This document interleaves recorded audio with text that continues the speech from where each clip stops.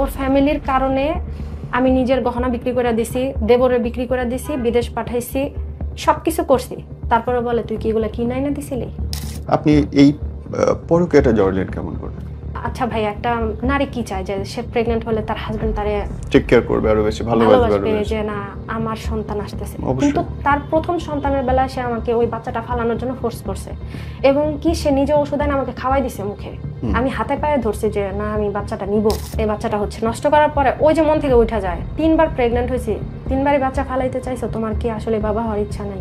ও কি আপনার চেয়ে ছোট ছিল বয়সে? হ্যাঁ। কত ছোট বছর ছিল। বয়সে ছিল? 10 বছর 11 বছরের গ্যাপ। মানে আপনার হচ্ছে এখন 31, ওর হচ্ছে 21। হ্যাঁ, এই যে আপনাদের দেখো, আপনাদের কি কখনো শারীরিক সম্পর্ক হয়েছে? এটাই মেন প্রবলেম। আমি এটা আর কি, কি রকম প্রবলেম? ওর সাথে দেখা হওয়ার পরে ওরকম সম্পর্ক হয় নাই, কিন্তু টাচিং টাচিং কিছু হয়েছে আর কি। আচ্ছা, স্পর্শজনিত। হ্যাঁ। রাস্তায়, রিকশায়, না, কোথায়? রেস্টুরেন্টে। Okay. ওই ওই একটা কারণে আমি ওকে বলতে পারতেছি না। মানে আমার লাইফে আমি বিয়ে হয়েছে 16 বছর, কিন্তু কোনো পুরুষের যে একটা একটা ওইটা আমি আর কি করতে পারি না এখনো পর্যন্ত, ওরে ছাড়া। ওর মাধ্যমে যেটা পাইছি আমি, মানে ওর টাচটাও আমার ভাল লাগে। আমাকে বুঝেন তো, ছেলেটা আপনার চেয়ে 10 বছরের ছোট, তারপর আপনি পাগল হইলেন কেমনে তার জন্য? ভাইয়া ও যে আবেগে হয়ে গেছে। আচ্ছা, আপনি ধরেন এই ছেলেটাকে ভালোবাসতে আপনি যে এই পরিমাণ পরিশ্রম করছেন, আপনার জামাইকে ভালোবাসতে কি এই পরিমাণ পরিশ্রম করেছিলেন আপনি? হ্যাঁ ভাইয়া, আমি ওকে পায়ে পর্যন্ত ধরছি যে তুমি আমাকে ভালোবাসো, গুরুত্ব দাও, আমাকে বোঝো। আপনি যদি আপনার ওয়াইফকে সবার সামনে ছোট করেন, অসম্মান করে কথা বলেন, তখন কিন্তু যে কোনো জায়গায় গেলেও যার কিনা হাজবেন্ড সম্মান দেয় না, তার কিন্তু কোথাও সম্মান নেই। আসসালামু আলাইকুম। আজকের এই গল্পটা খুব অন্যরকম।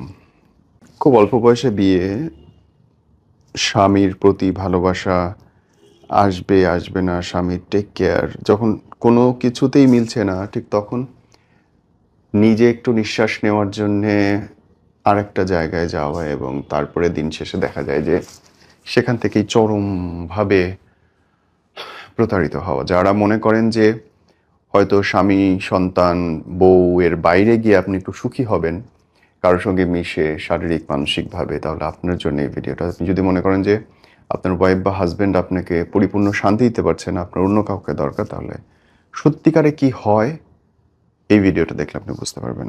হ্যাঁ, শুরুতে বলি, আমাদের স্ক্রলে দেখানো নম্বরে আপনি চাইলে হোয়াটসঅ্যাপ করতে পারেন, ইমেল করতে পারেন আমাদের সাথে আসতে। ঈশিতা, তোমার বিয়ে হয়েছে আমাকে বললে 15 বছর বয়সে। ওই বিয়েটা কি লাভ ম্যারেজ ছিল না সেটেল ম্যারেজ? ওই বিয়েটা হচ্ছে ভাইয়া লাভ ম্যারেজ না। ও হচ্ছে আমাকে পছন্দ করতো, তারপর হচ্ছে আমার আম্মুকে হচ্ছে বলে যে আপনার মেয়েকে বিয়ে করব। হ্যাঁ। তখন ও দেখতে একটু ভালো ছিল, তো এর জন্য আমার আম্মু ছেলে হিসেবে পছন্দ করছে, দেন আমাদের বিয়ে হয়েছে। এলাকায়? না না, ও হচ্ছে আমার মামা হচ্ছে ওকে ড্রাইভার হিসেবে রাখছিল। আচ্ছা। তো হচ্ছে আমাদের বাড়িতে মাঝে মধ্যে মানে যাওয়া আসা করতো আমার মামার সাথে। তখন হচ্ছে আমাকে দেখে, দেখার পরে পছন্দ করে, তারপর হচ্ছে আমার মামিকে প্রস্তাব দেয় যে আমি ওকে বিয়ে করব। তারপর হচ্ছে আমাকে মানে আমার আম্মু পছন্দ করে, তারপর হচ্ছে আমাদের বিয়ে হয়। আচ্ছা। কিন্তু বিয়ে হলে কি হবে, মানে আমি কেন জানি ওকে দেখতে পারতাম না। কেন? কি জন্য? জানি না, মানে ওকে আমার ভালো লাগতো না। কিন্তু ওই যে কথায় আছে না, যদি কপালে থাকে তাহলে হচ্ছে বিয়ে হবেই, মানে এটা হচ্ছে আল্লাহ তাআলার লেখা। তো ওইভাবে বিয়েটা হয়ে গেছে, আচ্ছা। মানে কোনো কারণ ছিল না। বিয়ের পরেও কি এই ভালো না লাগাটা স্থায়ী ছিল? বিয়ের পরে ভাবছিলাম হয়তো ভালো লাগবে, কিন্তু ওর মানে যে ছেলেরা হচ্ছে সবসময় মা বোন ভক্ত থাকে, ওই ছেলেরা কখনো স্ত্রীদের ভালোবাসতে পারে না বা ভালো রাখতে পারে না। পয়েন্ট। ও হচ্ছে ওর মা বোন যা বলবে তাই। বউ কিছু না? না। এবং কি ভাই, আমার যখন বিয়ে হয়েছে, এটা একটু বলি আমি। আমাকে যখন ওর আম্মু আব্বু দেখতে আসে, ফ্যামিলি ভাবে তো, মানে হয়েছিল বিয়েটা, তো ওর আম্মু হচ্ছে দেখতে আসে প্রথমবার। দেখতে এসে আমাকে মোটামুটি পছন্দ করে, কিন্তু ওদের কথা ছিল যে আমাদের ছেলেকে যদি এখানে বিয়ে করে, যেহেতু ও ছিল আমার মামার ড্রাইভার আর আমরা ছিলাম মালিক, মানে আমার মামা ছিল মালিক, তো ওরা ভাবতো যে মানে ওদের কাছে অনেক টাকা। কিন্তু এর একটা পেছনের কাহিনী হচ্ছে, আমার যখন 3 বছর বয়স, তখন হচ্ছে আমার আব্বুর সাথে আমার আম্মুর ডিভোর্স হয়। আমার আব্বু পরকীয়াতে জড়ায় হচ্ছে আমার আম্মুকে ডিভোর্স দেয়। ওইখান থেকে আমাদের জীবনের যুদ্ধ শুরু, সংগ্রাম শুরু। তো ওই হিসেবে যার বাবা নাই তার তো কিছুই নাই। তো ওর ফ্যামিলি ভাবতো যে মামা যেহেতু বড় লোক, আমরা ডিমান্ড করলে হয়তো পাবো। আচ্ছা। তো ওই সময় 2009 সালে ভাইয়া 5 লাখ টাকা, 1 ট্রাক ফার্নিচার দাবি করছিল ওরা। অনেক কিছু। অনেক কিছু, হ্যাঁ। তো তো আমার ফ্যামিলি থেকে বলছিল যে ছেলে যদি আমাদের মেয়েকে এমনি নেয় তাহলে দিব, না হলে দিব না। আমাদের ফ্যামিলি থেকে বলা হয়েছিল।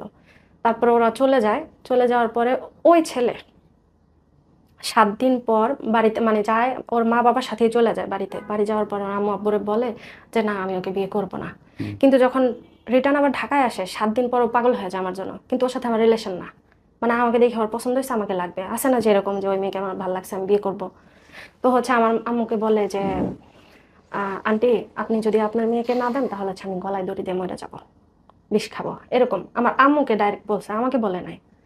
তারপর আমার আম্মা বলতেছে যে এরকম। পরে আমি বললাম যে তুমি কেন, তখন আমি ওকে আপনি করে বলতাম যে আপনি কেন এরকম করতেছেন, আপনি আমার থেকে সুন্দর মেয়ে পাবেন, আরো ভালো মেয়ে পাবেন, আমার বাবা নাই, আমি তো এত ডিমান্ড পূরণ করতে পারবো না। তারপরে হচ্ছে ও আমাকে বলে যে দেখো আমি তো সুন্দর মেয়ে পাবো কিন্তু তোমাকে তো পাবো না। তখন আমি চিন্তা করলাম যে না, একটা মানুষ যদি আমার জন্য এত পাগল থাকে, আচ্ছা দেখি বিয়ে করি। তারপর ও হচ্ছে আমার সাথে কথা বলা শেষ। তারপরের দিন ও তখন কথা বলা শেষ রাতের 10টা বাজে। ভাইয়া গ্রামে কিন্তু রাতের 8টা বাজে অনেক রাত, অনেক রাত, রাইট। সেখানে হচ্ছে রাতের 10টা আনুমানিক 10:30 আমি ঘুমাইতেছিলাম। তখন ও হচ্ছে কল দিছে আমাকে, কল দিয়ে বলতেছে কি করো। পরে আমি বললাম যে আমি ঘুমাইতেছি। বলে যে তুমি ঘুমাও, আমার ঘুম নাই। পরে আমি বললাম কেন, আমি তো তোমাকে বিয়ে করতে আসতেছি। যেহেতু আমার ফ্যামিলির প্রস্তাব দিছে ওই হিসেবে আমি কথা বলতাম ওর সাথে, ওইটা কিন্তু প্রেম ছিল না ভাইয়া, বিয়ে কিন্তু ঠিকঠাক। এখন বলতেছে যে আমি তোমাকে বিয়ে করতে আসতেছি। তখন আমি বললাম কেমনে কি এত রাতে। ভাইয়া ঢাকার থেকে কিন্তু মানিকগঞ্জে আসতে সময় কম লাগলেও কিন্তু 1-1.5 ঘন্টা তো লাগে। হ্যাঁ লাগে। তো তারপরে হচ্ছে ওই দিন প্রচুর জ্যাম ছিল, জ্যাম থাকার কারণে রাতের 1টা বাজে 12টা বাজে আনুমানিক আমাদের বাড়িতে আসে। আসার পর আমার ফ্যামিলি সবাই বলে যে দেখো যেখানে তোমার বাবা মা দেখে গেছে, পছন্দ করে না, এত টাকা দাবি করছে। তো ওইখানে আবার আমার শ্বশুর বলছিল যেদিন আমাকে দেখতে আসে যে ছেলে যদি এখানে বিয়ে করে আমাদের অমতে তাহলে মনে করবো ছেলে মারা গেছে, আর এরকম ছেলে আমি চাই না। এই দাবিগুলা পূরণ করা না করে যদি আমাদের ছেলে বিয়ে করে তাহলে হচ্ছে আমরা ছেলে মানি না। ওই যে ভাইয়া যে একটা ডিমান্ড ছিল, বুঝতে পারছি। এই ডিমান্ডের কারণে 16 বছর আমি এটা ইয়ে দিছি। আমার বিয়ের পরে তারপর আমাদের বিয়ে হয় কোনোভাবে, আমার মামা রাজি ছিল না, আমার ভাই রাজি ছিল না। তারপর বিয়ের পরে কি তোমার সাথে হাজবেন্ডের সম্পর্ক ঠিক হয়েছিল? না না ভাইয়া, ছিলই না। আমি বলি এখন, ওই যে বিয়ে যে হলো তারপরে হচ্ছে আমি সবাই আমাদের এলাকায় বলা বলি করতেছিল যে ছেলের বাড়ি এত দূর, তোমার বাড়ি এত দূর, ওর বাড়ি হচ্ছে চাঁদপুর, ছেলের বাড়ি এত দূর, তোমার বাড়ি এত দূর, ওই ছেলে তো তোমাকে নিয়ে খাবে না। দেখা গেছে একটা বাচ্চা হইলে তোমাকে ছাইরা দিবে। আর ওই ছেলের বাড়ি ঘর তো দেখা হয় নাই। আমরা কিন্তু ভাইয়া ওই ছেলেদের বাড়ি হতে যাওয়া হয় না আমাদের। জাস্ট আমার মামি গেছিল, কিন্তু আমাদের মানে আমার মামি ওই গেছিল, আমার মা বা ভাই কেউ জানে। তো আমার মামি এসে বলতেছিল যে ছেলেদের বাড়ি এরকম। তো আমার আম্মা হয়েছে কি ভাইয়া, এখানে একটা হাসির কথা কি জানেন, আমার আম্মা চাচ্ছিল যে এইটাই ওনার মেয়ের জামাই হোক। কেন আমি জানি না, দেখতে অনেক সুন্দর ছিল, স্মার্ট ছিল, লম্বা ছিল, মানে জামাই হিসেবে আমার আম্মুর পছন্দ হয়েছে। মানে বাকি সব বাদ, মানে আছে যে জামাই পছন্দ দিয়ে দিলাম, আর কিছু দেখার দরকার নেই, দিল বিয়ে। তারপর হচ্ছে বিয়ের পরে আমার যখন কিনা এগুলো বলতেছিল যে মেয়েকে নিয়ে খাবে না, তারপর হচ্ছে আমি অনেক কান্নাকাটি করতেছিলাম। ভাই একটা মেয়ের ডিভোর্স মানে তো জানেন ভাই, আমার যখন বিয়ে হয় তখন কিন্তু আমি মাত্র 7-এর ফাইনাল পরীক্ষা দিছি, 8-এ মাত্র উঠছি। আর তখনই আর কি আমার বিয়ে হয়।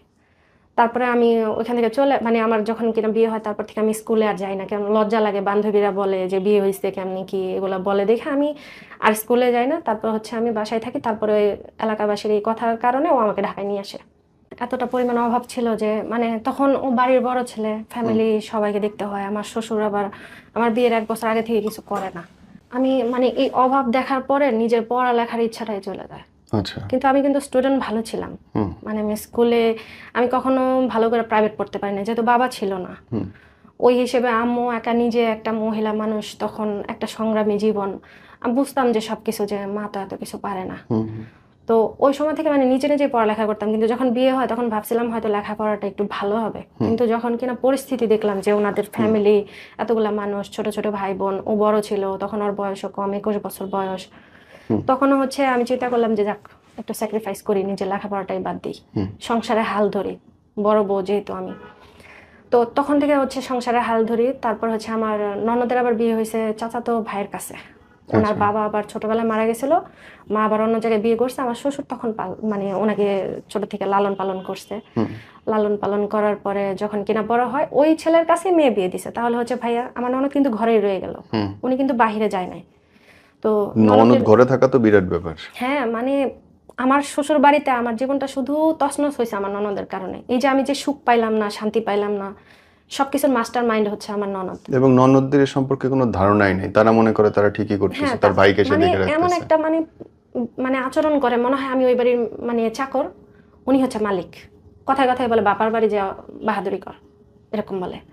তারপর হচ্ছে আমি ঢাকায় এসে যখন থাকি তখন ওই সংসারে হাল ধরি। তারপর আমার ননদের জামাই তো কিছু করতো না, তখন বেকার, বিয়ে হয়েছে, কিছুই করে না। তো এক প্রকার নিজের গহনা বিক্রি করে হচ্ছে ওনার জামাইরে বিদেশ পাঠাই। চিন্তা করি যে না, উনি যদি বেকার বসে খায় তাহলে হচ্ছে ননদরে টানা লাগে, ননদের জামাইরে টানা লাগে, পুরা সংসার টানা লাগে। 8-10 জনের একটা মানুষ এর যে মানে সংসারটা। নিজের গহনা বিক্রি করে আপনি ননদের জামাইকে বিদেশ পাঠানোর? হ্যাঁ নিজের। এবং কি আমি এটা আমার মাকে পর্যন্ত বলি নাই। আমার মাকে কেন বলি না ভাইয়া, আমার আম্মু যেহেতু বাবা ছিল না, অনেক কষ্টে আমাকে মানে গহনা বানিয়ে দিছিল বিয়ের সময়। তো আমি চিন্তা করলাম আমি যদি এগুলো আমার আম্মাকে বলি, বিয়ের 6 মাসও হয় না, আমি যদি বলি তাহলে হচ্ছে আম্মা কষ্ট পাবে যে তুমি আমারে জিজ্ঞেস করলা না। রাইট। এর মধ্যে কি হয়েছে ভাইয়া, আরেকটা ঘটনা। যখন বিয়ের পর আমাকে ঢাকায় নিয়ে আসে 1 মাস পর, তার কিছুদিন পরে আমার ননদ, বড় ননদ, ছোট ননদ এবং মেজ ননদ আসে। আমার বড় ননদ, ছোট দেবর আর মেজ দেবর আসে। ননদ না, সরি, বড় ননদ দেবর 2টা আসে আর কি। ওরা যেহেতু 3 ভাই 2 বোন, বড় ননদ আর 2টা দেবর আসে। আসার পরে তখন আমি একটা ছোট বাসায় থাকি, যেহেতু আমার মানে ইনকাম ওইরকম না, আবার নতুন সংসার, ছোট একটা রুম হলেই চলে। তো ওইখানে এসে ওরা এসে হচ্ছে ওইখানে উঠে। তারপরে যখন পরিস্থিতি বুঝি, ওইটা বুঝে আমি আমার ননদ নিয়ে আমার বাবার বাড়ি যাই। বাবা তার মানে তো সংসারে উত্থান পতনের মধ্যে দিয়ে আপনার যাচ্ছে, কিন্তু হুম এই এই মানুষটার কাছ থেকে সরতে আপনার কখন ইচ্ছা হইলো? সত্যি ইচ্ছা হয়েছে যে প্রতিনিয়ত আঘাত, মানে এমনও দিন গেছে যে মার কথা শুনে আমাকে মারছে। রোজা ছিলাম, রোজার মাস, রোজা আছি, কি যেন একটা টুকিটাকি ছোট একটা কথা নিয়ে ওরা মরে রাগাই দিল। ও আমাকে বিছানার উপর থেকে চুল, তখন আমার মেয়ে 3 মাস বয়স, আমি কোলে নিয়ে হচ্ছে ওর বসে ছিলাম, ইফতার শুধু পানি খাইছে আর কিছু না, শুধু শরবত। কি যেন একটা কথা নিয়ে, এরকম পাশাপাশি রুম দেখা যায় আমার, আমি ও পাশের রুমে, আমার শাশুড়ি এরকম আর আমার হাজবেন্ড বসে আছে। কি যেন বলো, দৌড়ে যায় আমার চুল ধরে টাইনা না নিচে ফালায় মারলো। আমার শাশুড়ি ধরলো না পর্যন্ত। মানে ওর ফ্যামিলি যা বলতো তাই। ওর ফ্যামিলির কারণে আমি নিজের গহনা বিক্রি করে দিছি, দেবরে বিক্রি করে দিছি, বিদেশ পাঠাইছি, সব কিছু করছি। তারপরে বলে তুই কি এগুলো কিনাই না দিছিলি, তুই তো কিনাই না দেস নাই। মানে কোনো কৃতজ্ঞতা প্রকাশ নাই যে আমার জন্য এত কিছু করছে। আন্ডারস্টুড, আমি হ্যাঁ বুঝতে পারলাম। কিন্তু আপনি এই পরকীয়াটা জড়লেন কেমন করে? প্রক্রিয়া জড়াইছি ভাইয়া যখন কিনা আমি আম, এর মধ্যে হচ্ছে আমি বাচ্চার মা কিন্তু 5টা, আমি 5টা সন্তানের মা হয়েছি। প্রথম বিয়ের পরে আমি জানতাম না যে আসলে মানুষের এরকম, আসলে ভাইয়া জানি না, এতটা বোকা ছিলাম যে এরকম করলে যে প্রেগনেন্ট হয়, মানে ফিজিক্যালি হইলে যে প্রেগনেন্ট হয় এটা আমি জানতাম না। তো বিয়ের পরই আমি প্রেগনেন্ট হয়ে যাই। প্রেগনেন্ট হওয়ার পর আমার বিয়ের এখন 16 বছর, আমার মেয়ের হচ্ছে 15 বছর। তো এ হচ্ছে কাহিনী। তারপরে হচ্ছে যখন আমার আবার বিয়ের 4 বছর পর আমার এই মেয়েটা হয়, আমার ছোট মেয়ে। তারপর আমি এই মেয়ের যখন 4 বছর, তখন আবার আমি প্রেগনেন্ট হই। এই প্রেগনেন্ট হওয়ার পরে উনি ওনার কেন আমার মনে উঠছে ভাই, আমি তাহলে এখন বলি। যখন কিনা আমি প্রথম বাচ্চার মা হই, একটা, আচ্ছা ভাই, একটা নারী কি চায় যে সে প্রেগনেন্ট হলে তার হাজবেন্ড তারে টেক কেয়ার করবে, আরো বেশি ভালোবাসবে, আরো ভালোবাসবে, বেশি। যে না আমার সন্তান আসতেছে। কিন্তু অবশ্যই। তার প্রথম সন্তানের বেলায় সে আমাকে ওই বাচ্চাটা ফালানোর জন্য ফোর্স করছে, এবং কি সে নিজে ওষুধ এনে আমাকে খাওয়াই দিছে মুখে। আমি হাতে পায়ে ধরছি যে না আমি বাচ্চাটা নিব। আমার মা বলছে যে নে, আমার শাশুড়িও বলছে, মিথ্যা বলবো না, আমার শাশুড়ি বলছে যে নাও। আমার ননদ বলছিল যে বাচ্চা আসলে ফালানো ঠিক না। তারপর হচ্ছে ওই যে প্রথমবার একটা ধাক্কা খাইলাম, তারপর এইটা হয়েছে পরে আমার ডিভোর্স দিতে চাইছে। এটা পেটে আসছে পরে, আমার ছোট মেয়ে পেটে আসছে পরে আমাকে ডিভোর্স দিতে চাইছে, যে তুমি যদি এই বাচ্চা নাও তাহলে হচ্ছে আমি তোমাকে রাখবো না। এবং কি ডিভোর্স পেপার রেডি করছে। রেডি করার পরে তারপরে আমি এক প্রকার বলছি তুমি যদি আমাকে ছাইরাও যাও আমি এই মেয়ে দুনিয়াতে আনবো। তারপর হচ্ছে এক প্রকার যুদ্ধ করে এই মেয়েটার দুনিয়াতে আনছি। এই মেয়ের দুনিয়াতে আনার পরে ভাইয়া, বড় মেয়ে হয়েছে পরে 14 দিন আমার মেয়ের দিকে তাকায় নাই। এই মেয়ে হয়েছে বড় 14-15 দিন আমার মেয়ের দিকে তাকায় নাই। তারপর আমার বড় মেয়ে যখন এটা হয়েছে ছোটটা, তখন বলতেছিল আব্বু তুমি আমার বোনকে দেখো না কেন। তখন ওই 4 বছরে আমার বড় মেয়ে কোলে নিয়ে হচ্ছে পিচ্চিটারে নিতে পারে না, ওর বাবার কোলে দিছে যে বাবা ধরো আমার বোনরে নাও। ওই যে নিল কোলে। এই যে তারপর থেকে এরকম। তারপর যখন তৃতীয়বার প্রেগনেন্ট হই ভাইয়া, কিভাবে হয়েছে আমি নিজেও জানি, মানে বারবার ভুল হয়েছে। তারপর হচ্ছে তৃতীয় নাম্বারটা হচ্ছে আমাকে বলে যে দেখো আমার ফ্যামিলির আমার চালাইতে হয়, আমার সংসার চালাইতে হয়, আমি ভাই বোন দেখতে পারি না, টাকা পয়সার সংকট, তুমি যদি আবার প্রেগনেন্ট হও তাহলে হচ্ছে এই বাচ্চা আমি কেমনে কি করব, তুমি এই বাচ্চা ফালাই দাও। তারপর হচ্ছে এই ভাইয়া আমার এই বাচ্চাটা ও নষ্ট করে। ওকে। এই বাচ্চাটা হচ্ছে নষ্ট করার পরে ওই যে মন থেকে উঠা যায় যে 3বার প্রেগনেন্ট হয়েছি, 3বারই বাচ্চা ফালাইতে চাইছো, তোমার কি আসলে বাবা হওয়ার ইচ্ছা নাই? বা তোমার কি নিজের ইচ্ছা হয় না যে ভাই বোন, আচ্ছা ভাই ভাই বোন তো আর সারা জীবন পাশে থাকে না, সন্তান আর ওয়াইফ যেরকম থাকে বাবা মাও কিন্তু একটা সময় থাকে না, তারা কিন্তু একটা সময় ওই যে ছেলের বেশি ইনকাম ওই দিকেই কিন্তু ই করে, আর আমার শ্বশুর শাশুড়ি একটু যে ছেলের একটু ইনকাম বেশি তার দিকে একটু ঝোঁকে বেশি। সবাই এটা হ্যাঁ বড় কিছু না। হ্যাঁ। তো আমি ওকে বললাম যে দেখো তোমার নিজের, আমি তো নিয়ে আসি না এগুলা, তোমার তো নিজের সন্তান। ওই যে তৃতীয় বাচ্চাটা ফালাইলো তখন থেকে হচ্ছে আস্তে আস্তে আমার মন উঠে গেল এবং আপনি তখন চিন্তা করলেন যে এই লোকটার সঙ্গে কিভাবে থাকি। কিভাবে মুক্তি পাওয়া যায়। হ্যাঁ তারপরে এই যার সাথে আপনার এখন পরকীয় সম্পর্ক, হ্যাঁ তার সঙ্গে জড়লেন কেমন করে? তারপরে হচ্ছে ভাইয়া ওটা ফালাই দিছে, পরে ভুলবশত তৃতীয়বার তো গেল, চতুর্থবার আবার প্রেগনেন্ট হয়ে গেছি। কন্ট্রোল কার নাই আসলে। হ্যাঁ চতুর্থবার যখন প্রেগনেন্ট হয়েছি ভাইয়া তখন কি হয়েছে জানেন? চতুর্থবার প্রেগনেন্ট হওয়ার পরে বাচ্চা টুইন পেটে ছিল। হ্যাঁ টুইন বাচ্চা যখন পেটে ছিল তখন হচ্ছে ও মানে ও একটু রাজি ছিল, মোটামুটি রাজি ছিল। রাজি থাকার পর হঠাৎ করে আমি অনেক প্রচুর অসুস্থতা বোধ করি।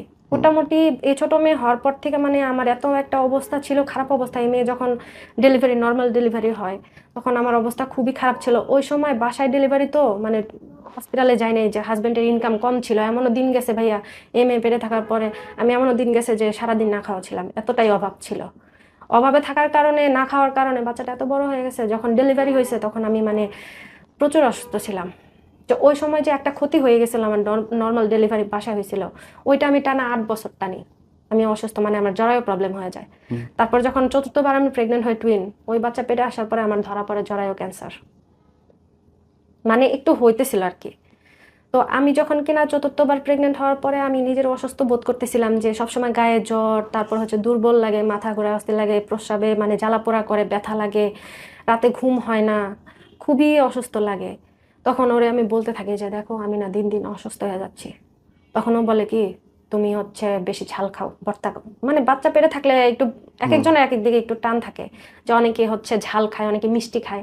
আমার ওই সময় ঝালটা অনেক পছন্দ হতো, তো আমি একটু ভর্তা টর্তা খাইতাম। আমাকে বলতো যে তুমি ভর্তা খাও তাই তোমার পেট ব্যথা করে। আমি বলতাম যে দেখো ভর্তা খাওয়ার ব্যথা কিন্তু এরকম কখনোই হইতে পারে না। তারপর বলতাম আমার জ্বর হয়, বলতো যে নাপা খাও। পর আমি বলতাম দেখো আমার অনেক দুর্বল লাগে, কয় ঠিক মতো খাও। তারপর আমাকে ডক্টরের কাছে নিয়ে যায় না। তারপর এক প্রকার এতটা পরিমাণ অসুস্থ হয়ে গেছি আমি নিজে নিজেই ডক্টরের কাছে গেছি।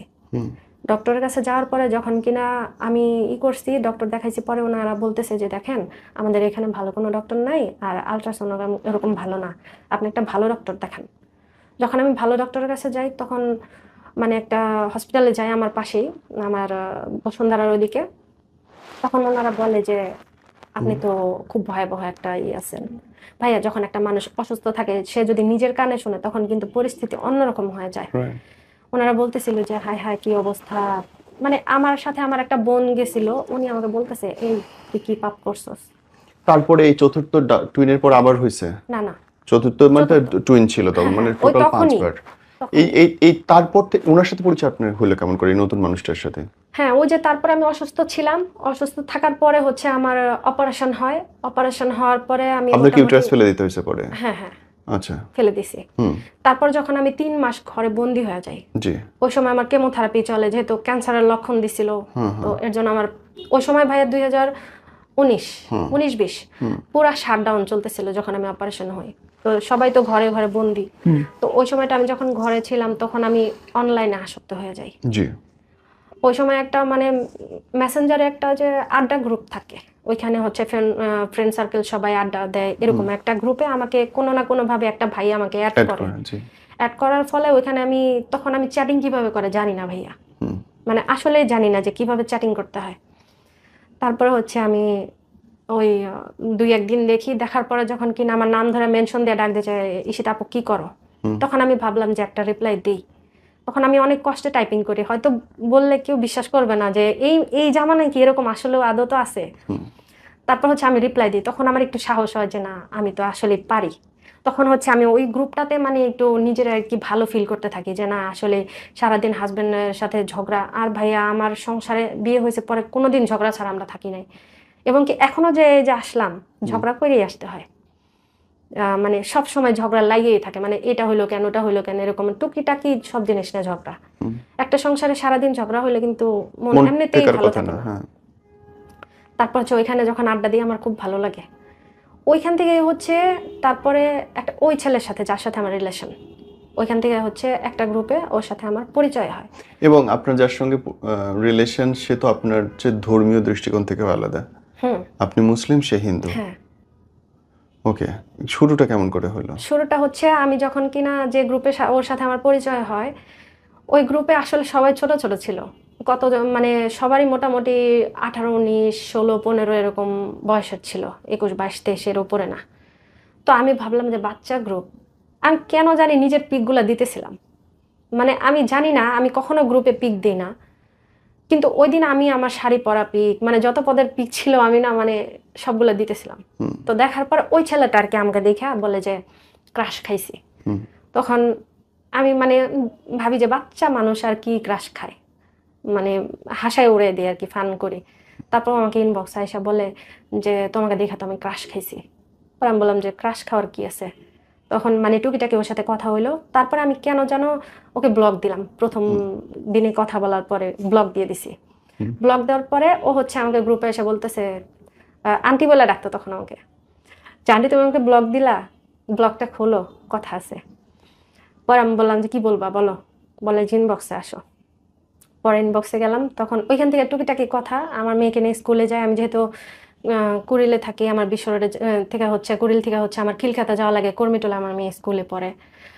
তারপরে হচ্ছে ওইখানে যখন কিনা আমি যাই স্কুলে, মেয়ের তখন এক্সাম চলতেছিল, বসে বসে ভালো লাগে না, তখন কি করতাম ওর সাথে চ্যাটিং করতাম যে কি করতেছো, খাইছো কিনা, মানে খুব কেয়ার করতো। তো আমার কাছে কেমন জানি ভালো লাগতো। আর মানে তখন আন্টি বললেও না, মানে যে যাক আমার একটা মানুষ আছে যে আমার খোঁজ খবর নাই, এরকম ভাবতাম। তারপর ওইখান থেকে কথা বলতে বলতে জুনের 3 তারিখে, আমার মেয়ের যেহেতু বার্থডে 6 তারিখে জুনের, তো আমি করছি 3 তারিখে আমার ননদের জামাই আসলো বিদেশ থেকে, হচ্ছে ওনাকে নিয়ে আমি চাঁদপুর যাই। যাওয়ার পরে ওইখানে হচ্ছে প্রথম 3 তারিখ থেকে ওর সাথে আমার কথা স্টার্ট হয় ভালো করে। ওই দিন ও সারাদিন আমার মানে খোঁজ খবর নেয়, সারাদিন ওর সাথে রাতের 3টা পর্যন্ত কথা হয়। কিন্তু এর মধ্যে একটা মজার বিষয় হচ্ছে কি ভাইয়া, আমি যে মেসেঞ্জার গ্রুপ চালাই এটা হচ্ছে আমার হাজবেন্ড জানে না। আচ্ছা। এগুলো হচ্ছে জানেন, জানলে কখনো করতে দেবে না, আড্ডা দিতে দেবে না। একদিন দেখছিল, ওর পর থেকে আর কি সব ওর সামনে ডিলিট করাইছে, কিন্তু ও জানে না, কিন্তু আমি লুকাই লুকাই করি। এবং কি এখনো সে জানে না আমি এখানে আসছি। তারপর হচ্ছে ওর সাথে আড্ডা দিলাম, গল্প টল্প করলাম আমার লাইফের। তাও ভাই এখানে আরেকটা কিছু মিস করে গেছি, সেটা হচ্ছে আমি গ্রুপে আমার লাইফ স্টোরি কিছুটা শেয়ার করতেছিলাম যে আমার লাইফটা এরকম এরকম, সবাই আছে না জিজ্ঞেস করে তোমাদের লাইফটা কেমন, কি করতেছো, তখন আমি বললাম যে এরকম এরকম। তখন থেকে ওর সাথে আমার 3 তারিখ থেকে কথা স্টার্ট। ওই যে বললো যে তোমার লাইফ স্টোরি শুনে আমার অনেক খারাপ লাগছে, আমি জীবনে একটা জিনিস চাই যে আমি যদি তোমার হাসাইতে পারি বা তোমার ভালো রাখতে পারি, এটাই আমার লাইফের অনেক। আমি তোমার মতো মেয়েরে যে হাজবেন্ড কষ্ট দেয় সে কেমন হাজবেন্ড, আমি হলে তো তোমার রানীর মতো রাখতাম। Common dialogue. হ্যাঁ, আমি হলে তো তোমাকে রানীর মতো রাখতাম, আর তোমাকে যে পাইবো সে তো জান্নাত পেয়ে গেছে। আর ওর একটা জিনিস ভাইয়া ভালো লাগতো কি, দেখেন সবারই একটা ধর্মের প্রতি দুর্বলতা আছে। ও হিন্দু হলে কি হইব, কথায় কথায় মানে সালাম দিত, আলহামদুলিল্লাহ বলতো, ইনশাল্লাহ বলতো। ওর কথার ভিতরে কোনো হিন্দুর কোনো ছোঁয়া ছিল না, মানে ও সবকিছুতেই মুসলিমদের মতো চলাফেরা। তখন আমি ওকে একদিন জিজ্ঞেস করি, আচ্ছা একটা কথা প্রশ্ন করি, তুমি কি হিন্দু না মুসলিম? তখন বলে তুমি কি আমার নাম দেখো নাই? আমি দেখছি তো। বলে যে তাহলে কেন মানে জিজ্ঞেস করলা? পরে আমি বললাম আমি তোমাকে তো দেখে তো বোঝা যায় না তুমি যে হিন্দু, তুমি তো পুরো একদম মুসলিমদের মতো চলাফেরা। আপনাদের এই প্রেমটা কি সামনাসামনি দেখে হয় নাকি অনলাইনেই হয়? অনলাইনে। ও হচ্ছে আমার জন্য পাগল। আমি ওই যে ব্লগ যে দিলাম কথা বলার পর, তারপর হচ্ছে 3 তারিখ থেকে স্টার্ট কথা শুরু জুনের, তারপর থেকে মানে প্রতিনিয়ত ও বলতেছে যে প্রপোজ করে নাই, কিন্তু মানে ইঙ্গিতে ইশারায় বুঝাইতো তোমার ছাড়া আমি থাকতে পারবো না। তখন ওর লাইফ স্টোরি যখন আমি জিজ্ঞেস করলাম, তখন ও বললো যে আমার একটা মেয়ের সাথে রিলেশন ছিল, ওই মেয়েটা আমাকে ধোকা দিছে, ওই মেয়েটা আমাকে ছাইড়ে গেছে। তখন আমি বললাম যে তুমি ওই মেয়েটার আইডি লিঙ্ক দাও, ফেসবুক আইডি লিঙ্ক, আমি ওর সাথে কথা বলে। ভাই আমার একটা গুণ আছে কিন্তু, মানে যদি কারোর সাথে কারো ভেজাল হয় বা ব্রেকআপ হয়, আমি এটা ভালো সলভ করে দিতে পারি, এই গুণটা আমার আছে। ঘটক ইশাক ভাই। কিন্তু নিজেটাই ঠিক করতে পারি না। তো ওই হিসেবে আমি ওকে বলে যে না, তুমি আমার লাইফে আসছো, আমি আর কাউরে চাই না, তুমি আমার লাইফে যতদিন আসো আমি এইভাবে থাকবো। কিন্তু তখনও কিন্তু গার্লফ্রেন্ডের সাথে টুকিটাকি কথা হয়, কিন্তু ওর গার্লফ্রেন্ড পাত্তা দেয় না। দেখা গেছে ও এখন একটা মেসেজ দিলেও 2 ঘন্টা পর রিপ্লাই দেয় Okay. বা পরের দিন রিপ্লাই দেয় এরকম। তো আমি বললাম যে দাও ঠিক করে দিই, বলে না তুমি আসো, আমার আর কিছু লাগবো না, আমি তোমার পাইলেই হ্যাপি। তখন আমি বললাম দেখো, লাইফে 2টা মানুষ রাখা যায় না, 2টা নারী রাখা যায় না। দেখা গেছে আমার জন্য ওর প্রবলেম হতে পারে বা তোমার জন্য আমার প্রবলেম হতে পারে। তখন ও বললো যে শোনো, দুনিয়া একদিকে, তুমি একদিকে, তোমার ছাড়া আমি কিছুই বুঝি না, তুমি থাকলেই হবে, কে থাকলো না থাকলো দেখার বিষয় না। পর আমি বললাম যে আচ্ছা আমি একটা প্রশ্ন করি, তুমি কি আমাকে ভালোবাসো? তুমি তো সব জানো। পর আমি বলছি দেখো, কখনো কারো মনের খবর কিন্তু জানা যায় না, তুমি যদি নিজে থেকে না বলো আমি কিন্তু কখনোই জানবো না। তখন ও বললো যে হুম। তখন বলে যে আচ্ছা আমরা বিয়ে করি। পর আমি বললাম যে কিভাবে? কবুল বলো। হাসবো না কান্না করবো বুঝতেছি না। বলে কবুল বলো। পর আমি বললাম কেন? আমি মানে একটু বিরক্ত বোধ করতেছিলাম যে অনলাইনে বিয়ে, মজা করো তুমি আমার সাথে, মানে মনে মনে ভাবতেছি মজা করো আমার সাথে। বলে সত্যি বিশ্বাস করো আমি তোমাকে বিয়ে করবো। পরে আমাকে বলে যে বলো কবুল বলো। তখন আমি রাগে যে বলছি তুই বল। তখন ও বলতেছে কবুল কবুল কবুল। পরে আমি বলছি সাক্ষী কে? কয় আল্লাহ। তখন আমি বলছি আল্লাহ সাক্ষী, যখন ডিভোর্স দিবি তখন কে সাক্ষী থাকবে, মানে এরকম করে বলতেছে। তখন বলে যে না, ডিভোর্স দেওয়ার কোনো প্রশ্নই ওঠে না, তোরে আমি বিয়ে করবো, এরকম করে বলতেছে। তখন আমি বললাম যে শোনো, তুমি প্রতিষ্ঠিত হও, নিজের কিছু করো, তারপর আমরা বিয়ে করি। গেল জানুয়ারিতে আমাদের বিয়ে করার কথা ছিল। তখন ও আমাকে বললো যে হ্যাঁ কিছু করব, কিন্তু কথা হচ্ছে ওরকম তো কোনো অপশন নাই। তখন হচ্ছে এমন দিন গেছে ভাইয়া যে ওর হাত খরচ আমি চালাইছি, ওরে ওরে ফোনে টাকা দিছি, তারপর ওর হচ্ছে কি লাগবে দেখা গেছে মাঝে মধ্যে একটা ঘড়ি কিনে দিছি, মাঝে মধ্যে একটা যে প্রথম দেখাতে ওর একটা ঘড়ি গিফট করি আমি। প্রথমবার যখন ওর সাথে আমার দেখা হয়, ও আমাকে দেখে বলে যে আমি ভাবছিলাম হয়তো তোমার যে বয়স, হয়তো দেখে ভাবছিলাম যে হয়তো তুমি মানে একটু বয়স্ক বয়স্ক দেখা যাবে। কিন্তু তখন ভাই আর একটু ছিলাম, তখন টেনশন ছিল না ওর সাথে একটু প্রেমে পড়লে তো মানুষ এমনি সুন্দর হয়ে যায়। ইহা সঠিক, প্রেমে বললে মানুষ হ্যাঁ, সুন্দর হয়। তখন ও আমাকে দেখে বলতেছে তোমার তো আমি দেখি ক্রাশ খাইছি, আসলেই বাস্তব ক্রাশ খাইছি। তোমাকে তো দেখে কোনো বোঝার উপায় নাই যে আসলে তোমার কোথায় দেখা বয়স হয় কত। প্রথম? প্রথম দেখা হয় আমাদের একটা মার্কেটে, আচ্ছা। সুবাস্তু মার্কেটে, শাহজাদপুরের ওদিকে। তখন ও আমাকে দেখে, ও রাস্তার ওপারে ছিল। আমি ওকে দেখে মানে যেহেতু ওর পিক দেখছি আমি চিনতে পারছি। ওই পার থেকে ওর হাতটা যখন ধরে আমি পার করে আনি, হাত ধরার পর ও মানে এমন নার্ভাস হয়ে গেছে, জীবনের ফার্স্ট, মানে ও গাড়ির নিচে পা দিতে গেছে, আমি ওর হাত দিয়ে টাই না মানে সরে আনছি। ও কি আপনার চেয়ে ছোট ছিল বয়সে? হ্যাঁ, বয়সে কত ছোট বছর ছিল। বয়সে ছোট? ভাইয়া এটা হচ্ছে অনেক গ্যাপ, 10 বছর 11 বছরের গ্যাপ। মানে আপনার হচ্ছে এখন 31, ওর হচ্ছে 21? হ্যাঁ, আচ্ছা, এরকম। ওকে। জি। তারপরে হচ্ছে এরকমই প্রেম চলতে থাকে, ভালোই দিনকাল চলে। তারপর হঠাৎ করে হচ্ছে যখন কিনা মানে আমি পুরোপুরি ওর আসক্ত হয়ে গেছি, তখন হঠাৎ করে ওর পরিবর্তন, মানে কেন যেন ব্যস্ততা দেখায়, আমি অসুস্থ হয়েছি, মানে আমার তখন জন্ডিস হয়েছিল, খুবই ব্যস্ততা দেখাইতেছে যে আমার কাজ আছে, আমার খেলা আছে, আমি খেলতে গেছিলাম, আমি এটা করছিলাম, আমি ওটা করছিলাম, মানে বাহানার তো কোনো শেষ না। যখন রিলেশনের শুরু তখন কিন্তু ভাইয়া মানে দুনিয়া উথাল পুথাল হয়ে গেল, কিন্তু ওই মানুষটার জন্যই সময় থাকে, খাওয়া নাওয়া সবকিছু বাদ, মানে এই মানুষটারই আমি চাই। কিন্তু যখন কিনা বুঝতে পারে যে এই মানুষটা আমার প্রতি আকৃষ্ট হয়ে গেছে, তখন কিন্তু আর সময় থাকে না। ওকে, এই ওর সাথে যখন প্রেম হচ্ছে, এই দেখা হয়েছে কয়বার টোটাল আপনাদের? টোটাল দেখা হয়েছে, প্রথম দেখা হয়েছিল 1 বছর 2 বছর আগে, তারপর হচ্ছে কিছু মাস পরে আবার আসছিল, এইভাবে ও মানে কই মোট থাকতো? 5-6 বার দেখা হয়েছে, মাস 3 আগেও দেখা হয়েছে। থাকতো কোথায়? ও হচ্ছে রংপুর থাকতো। রংপুর থেকে এসে দেখা করতো? হ্যাঁ, এমনও গেছে ভাইয়া যে ওর গাড়ি ভাড়া বা ওই যে ও পাঠাও করে আসছে ওর, এটাও আমি ভাড়া দিছি ওর। এই যে আপনাদের দেখা হলো, আপনাদের কি কখনো শারীরিক সম্পর্ক হয়েছে? এটা ভাইয়া এটাই মেন প্রবলেম, আমি এটা আর কি, কি রকম প্রবলেম? ওর সাথে দেখা হওয়ার পরে ওরকম সম্পর্ক হয় নাই, কিন্তু মানে আমাদের আর কি টাচিং টাচিং কিছু হয়েছে আর কি। আচ্ছা, স্পর্শজনিত। হ্যাঁ, রাস্তায়, রিক্সায়? না, কোথায়? রেস্টুরেন্টে। আচ্ছা, ওকে। রেস্টুরেন্টে প্রথমবার দেখা হয়েছে ওরকম হয় নাই, দ্বিতীয়বার যখন দেখা হয়েছে তখন আর কি হয়েছিল। এটা আমি আর কি জানাতে চাচ্ছি না বুঝতে পারছি। ওকে। ওই ওই একটা কারণে আমি ওকে বলতে পারতেছি না, মানে কেন? মানে আমার লাইফে আমি বিয়ে হয়েছে 16 বছর, কিন্তু কোনো পুরুষের যে একটা একটা ওইটা আমি আর কি করতে পারি না এখনো পর্যন্ত, ওরে ছাড়া। ওর মাধ্যমে যেটা পাইছি আমি, মানে ওর টাচটাও আমার ভাল লাগে, ওর কথা বলার ধরনও ভাল লাগে, ওর সবকিছুই ভাল লাগে। এটা আমি এর থেকে সুন্দর কেউ যদি আমার সামনে দাঁড়ায় থাকে বা এর থেকে ভালো কেউ দাঁড়ায় থাকে, আমার ওরকম আসে না, ফিল আসে না। ওর ওর ভালোবাসা চলতেছে, এর মধ্যে বদলটা হইলো কখন গিয়ে ওর? বদলটা হলো 1 বছর পরে, ওই যে একটা মেয়ের সাথে ওর সম্পর্ক জড়ায় গেল, ওর বোন বলল, বোনের সাথে ডেটিং এ গেল। তখন আমি বোনের সাথে ডেটিং এ গেল? হ্যাঁ, ও বোন বলে পরিচয় দেয়, কিন্তু ওর সাথে ডেটিং এ গেছে। ডেটিং এ গেছে যা হচ্ছে একই রেস্টুরেন্টে একই গ্লাসে একই 2টা পাইপ দিয়া হচ্ছে খাচ্ছে, তারপরে হচ্ছে ওকে কোলে নিচ্ছে, তারপরে ওর জ্বর হলে কেয়ার করতেছে। কোলে নিচ্ছে মানে ওই বোনের বয়স কত তার? এই তো এসএসসি দিল এবার, মানে দিছে গেলবার দিছে এবার কলেজে। 17-18 বছর বয়স, হুম ওইটার কোলে নিতেছে? হুম।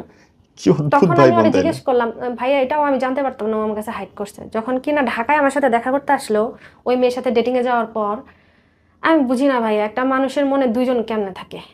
দেখেন ভাই, আমি এখন সবাই অনেকে বলতে পারে যে তুমি তো বিয়ে হয়ে আরেকজনের মনে গেছো, হ্যাঁ হইতে পারে, কিন্তু ওই জামাই যদি তো মনে নাই আপনার? আমার হাজবেন্ড তো আমার মনে নাই, বা আমার কোনো কিছুতে নাই। যে হাজবেন্ড আমার বারবার আমার বাচ্চাকে রাখতে চায় না, তারপর হচ্ছে আমার অসুস্থতায় আমার পাশে দাঁড়ায় না, ওই হাজবেন্ড তো আর আমার মনে জায়গা নিতে পারে না।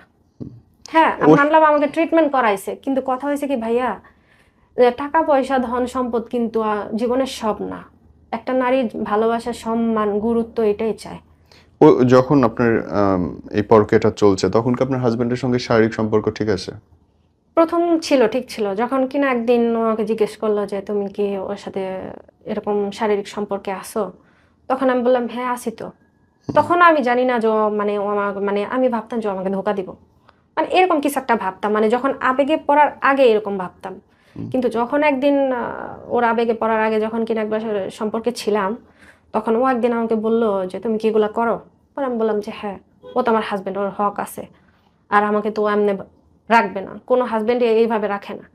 তখন ও বললো যে একটা খারাপ ভাষায় গালি দিল ভাইয়া, যে তুই তো এরকম, মানে একটা গালি দিল, তুই রাস্তার কুত্তা, এরকম করে গালি দিল। তখন আমি বললাম যে কি হয়েছে, তুমি এরকম করে রাগো কেন? বলে যে কথা হবি না, তুই এগুলো করছিস কে, মানে এগুলা বইলা মানে খুবই মানে করতেছে। তারপরে কি হয়েছে ভাইয়া, আমি কিন্তু ওকে ছাইরা যেতে চাইছিলাম অনেকবার। আমি ওর এরকম মানে প্রথম প্রথম যখন কিনা ও আমার সাথে এরকম পাগলামি টাগলামি করতো, ছাইরা যেতে চাইছি, এবং কি প্রুফ আছে আমার কাছে। ও হাত কাটছে, ও গলায় দড়ি দিতে গেছে, ও বিষ খাইতে গেছে, ও মেডিসিন খায়, মানে ট্যাবলেট খায় খায় পইরা থাকছে, 10টা 15টা করে 20টা করে ট্যাবলেট খাইছে, এরকম গেছে। যে ট্যাবলেট খায় খায় ও অজ্ঞান হয়ে পড়ে আসছিল, মানে বেহুশ, অজ্ঞান বলতে বেহুশ হয়ে পড়ে থাকতো। আমাকে বুঝেন তো, ছেলেটা আপনার চেয়ে 10 বছরের ছোট, তারপর আপনি পাগল হইলেন কেমনে তার জন্য? ভাইয়া ও যে আবেগে হয়ে গেছে, মানে দেখেন এখানে যদি প্রশ্ন করেন তাহলে হচ্ছে এরকম অনেক অনেক মানুষ আছে যারা বয়সে অনেক ছোটদের বিয়ে করে। ওদের মধ্যে ভালোবাসাটাই বড় কথা, বয়স কিন্তু বড় কথা না। আমি বয়স দেখে বিয়ে মানে পছন্দ করি নাই, বা ওর ধর্ম দেখেও করি নাই। আমি ওর ধর্মের সম্মান দিই, ও হিন্দু হোক, মুসলিম হোক, বৌদ্ধ হোক, খ্রিস্টান হোক, ও মানুষ, এটা আমার কাছে বড় কথা। প্রথমত সে আর হিন্দু, আপনি বয়সের মুসলিম, আপনি 31, ওর বয়স 21, আপনি বাচ্চার মা, 2টা 5বার প্রেগন্যান্ট হয়েছেন, সে এখনো ভার্জিন ছেলে। আপনার মনে হলো না যে এগুলো সবগুলো একটা বড় বড় অবস্ট্রাকল, বাধা? ভাইয়া তখন আমার, এবং কি দেখেন আমার মেয়েরা কিন্তু এগুলো জানে, আমি কিন্তু এটা হাইড করি নাই। কারণ দেখা গেছে যদি আজকে আমি এটা হাইড করে যদি ওর সাথে পালাই যেতাম, আমার মেয়েরা হঠাৎ করে শুনলে কষ্ট পাইতো। এবং কি আমার বড় মেয়ে জানে আমি কিসের ভিতর দিয়ে যাচ্ছি। আপনার বড় মেয়ের বয়স কত? আমার বড় মেয়ের বয়স 15। আপনার বড় মেয়ের বয়স 15, ওর বয়স 21, মানে আপনার বড় মেয়ের চেয়ে ও 6 বছরের হ্যাঁ, বড়। আমার মেয়ে আমাকে অনেকবার বলছে যে দেখো আম্মু, দুনিয়াতে এত এত মেয়ে থাকতে তোমাকে ভালোবাসে, তুমি কি বোঝো না এটা ফেক। তখন ভাই আবেগে পড়লে কোনো কিছু আর, তখন অন্ধ থাকে মানুষ, ভালোবাসলে অন্ধ হয়ে যায়। রাইট। তখন আমি অন্ধ ছিলাম, আমার মেয়েরা বলতো যে আম্মু তুমি দেখো ও কিন্তু তোমাকে ভালোবাসবে না, ছাইরা দিবে, তো ও আলাদা না, ও সবার মতো। তখন আমি বলতাম আম্মু দেখো সবাই যদি এক হয় তাহলে দুনিয়া তো চলতো না। আর সত্যি কথা বলতে ও আমার সবটা যায়নি, কিন্তু আমার, এবং কি আমার মেয়ের সাথে কথা বলছে পর্যন্ত, সবটা যায়নি আমাকেই করছে, আমার সাথে মানে রিলেশনে আপনার আসছে। মেয়েটা সহ বিয়ে করতে চাইতো? হ্যাঁ, ও ও বলতো এটা আমার খাওয়াবে মেয়ে। কি? ও বলতো যে আমি কিছু একটা করব, আমি যেটাই করি আমি কিছু একটা করব। কি করবে? ও 21 তখন বছর আমি ওর বয়স। বলছিলাম যে দেখো আমার মেয়ে ছাড়া, আমি মেয়েকে ছাড়া আমি যাইতে পারবো না। তখন ও বলছিল যে তোমার মেয়ে আমার মেয়ে কি আলাদা, এবং এরকম করে এই বলতো। কথাগুলো শুনে আপনার বিশ্বাস হচ্ছে তখন? ভাইয়া অন্ধ হয়ে গেছিলাম। মানে এতটা পরিমাণে ও আমাকে ইমোশনাল ব্ল্যাকমেল করছে। আমি যদি আপনাকে দেখাই ও কি কি করছে, ফোনে আছে, যদি আমি মানে আপনাকে ও দেখাই। যা ইচ্ছা করুক, হ্যাঁ, কিন্তু এতটা। ও যত পাগলামি করুক, যত মিথ্যা কথা বলুক, যত নাটক করুক, আপনি দেখতেছেন আপনার মেয়ের বয়সে প্রায় একটা ছেলে, সে আপনার মেয়ের দায়িত্ব নেবে, দুইটা মেয়ের দায়িত্ব নেবে, আপনাকে দায়িত্ব নেবে, বিয়ে করবে, সংসার না, করবে, এগুলো দুইটা আপনি মেয়ে নিবে না। আমি বলছিলাম যে আমি একাই আসবো। পরে বলছিলাম যে তুমি এত নিতে পারবে না দায়িত্ব, আমি একাই আসবো। ও বলছিল না, ওকে নিয়ে আসো। ও নিজে বলছে যে এগুলো আম্মু। এগুলো আপনার তখন বিশ্বাসযোগ্য হ্যাঁ, লাগতেছে বিশ্বাস সব। হয়ে গেছে। মানে অন্ধ হয়ে গেছিলাম, বুঝতে পারি নাই যে আসলে যে ভালোবাসা অন্ধ, বয়স মানে না, ধর্ম মানে না, জাতি মানে না, কোনো কিছু মানে না। যখন কিনা একটা মানুষ ভুল পথে যায় ভাইয়া, তখন কিন্তু সঠিকটাও ভুল মনে হয়। এবং কি ওর জন্য আমি কি সহ্য করছি যদি আপনাকে বলি, তাহলে শুনেন। বলেন। আমি যখন কিনা ওর প্রতি এতটা আসক্ত হয়ে গেছি, আমি আমার মামি অসুস্থ ছিল, আমি ওনাদের বাসায় যাইতাম। তো ওইখানে দেখা গেছে অনেক মানুষ, একটা অসুস্থ বাসায় তো মোটামুটি অনেক মানুষ। ওইখানে যদি ওকে সময় দিতে না পারতাম, ও আমার সাথে রাগারাগি করতো, চিল্লাচিল্লি করতো। আবার ওর সাথে সময় দিতে গেলে আমার ফ্যামিলিরা বলতো যে তুই বিবাহিত, তোর হাতে সারাদিন কেন ফোন থাকে, হুম। চ্যাটিং করতে থাকিস সারাদিন। তারপর আমাদের বাড়িতে গেলে 24 ঘন্টা খাওয়া দাওয়া সব অফ, ওর সাথে থাকা লাগে। মাঝে মধ্যে ভিডিও কলে না আসলেও আমার সাথে রাগ করে, ভিডিও কলে আসো, এক নজর দেখবো, এরকম সেরকম। মানে সবসময় ফোর্স করতে থাকতো। হুম। তো একদিন আম্মা যায় না যায়, তারপর ও কি করছে, আমার আম্মার নাম্বার নিয়ে আমার আমাকে কল দিছিল একদিন যে আপনার মেয়েকে বিয়ে করবো। ওরা, আমার আম্মু বলে যে আমি নাতিন বিয়ে দিব, আমি কি এখন মেয়ে বিয়ে দিব, তুমি আমার মেয়েকে বিয়ে করবা। তখন আমি তো জানি না যে ও কল দিছে। পরে আম্মা বলতেছে যে তোরে কে যেন বিয়ে করতে চায়। পরে আমি বললাম কে, রং নাম্বার মনে হয়। পরে ও আমাকে বলতেছে, আমি কই কি কে যেন কল দিয়ে আমাকে বিয়ে করতে চায়, ওইটা আমি ছিলাম। হুম। পরে আমি বলি যে আমাকে কল দিছে ওটা। তারপরে এগুলা জানার পরে ভাইয়া এমনও গেছে, আমার আম্মা সব কিছু জানে গেছে। জানার পরে আমার আম্মা বলতেছিল তুই যদি ওই হিন্দু ছেলের সাথে সম্পর্কে থাকিস তাহলে হচ্ছে আমি মরে যাবো, আমি বিষ খাবো। আমার জীবনে আমার স্বামী ছিল না, আমি অল্প বয়সে ডিভোর্স হয়েছে। আমার আম্মুর অল্প বয়সে ডিভোর্স হয়েছে, মোটামুটি আমার আম্মুর যখন 20-21 বছর বয়স তখন ডিভোর্স হয়েছে। তো আম্মু বলছে যে যে তোর আব্বু ছিল না, আমি কষ্ট করে খাইছি, তোদের মানুষ করছি, কিন্তু কখনো আমি কোনো পুরুষের আমি কলঙ্ক গায়ে নিইনি। সেখানে তুই বিবাহিত হয়েছিস, হ্যাঁ তোর সংসার জীবনে সুখী নাই, আমরা জানি তুই সুখী নাই, তোর হাজবেন্ড কেমন, তোরা হাজবেন্ড তোরে মূল্য দেয় না, দাম দেয় না, কোনো কিছুতে করে না। জানি একটা মেয়ের হাজবেন্ড ভালো না থাকলে সে অন্যদিকে যাইতেই পারে, কিন্তু তুই এমন একজনের কাছে যাইতেছ যেটা আমার মান সম্মান সবকিছু শেষ করে, তুই যদি ওর সাথে যাস। মানে কান্না করে করে বলতেছিল। অ্যাজ ইট ইজ তো আপনার পরকীয়া বয়ফ্রেন্ডের মাও তো একই কথা বলছে যে যদি এই মেয়েরে বিয়ে করিস তাহলে হ্যাঁ, আমার ভাইয়া বলতেছিল তুই কি ওরে ভালোবাসিস। পরে আমি চুপ করেছিলাম, কারণ আমি তো ভালোবাসি। আম্মা বলতেছিল, ভাইয়া বলতেছিল, তখন আমি চুপ করেছিলাম। আম্মা বলছিল তুই যদি ওর সাথে করস তাহলে হচ্ছে আমি বিষ খাবো। কিন্তু ভাইয়া আমি তো মার কথা চিন্তা করি নাই।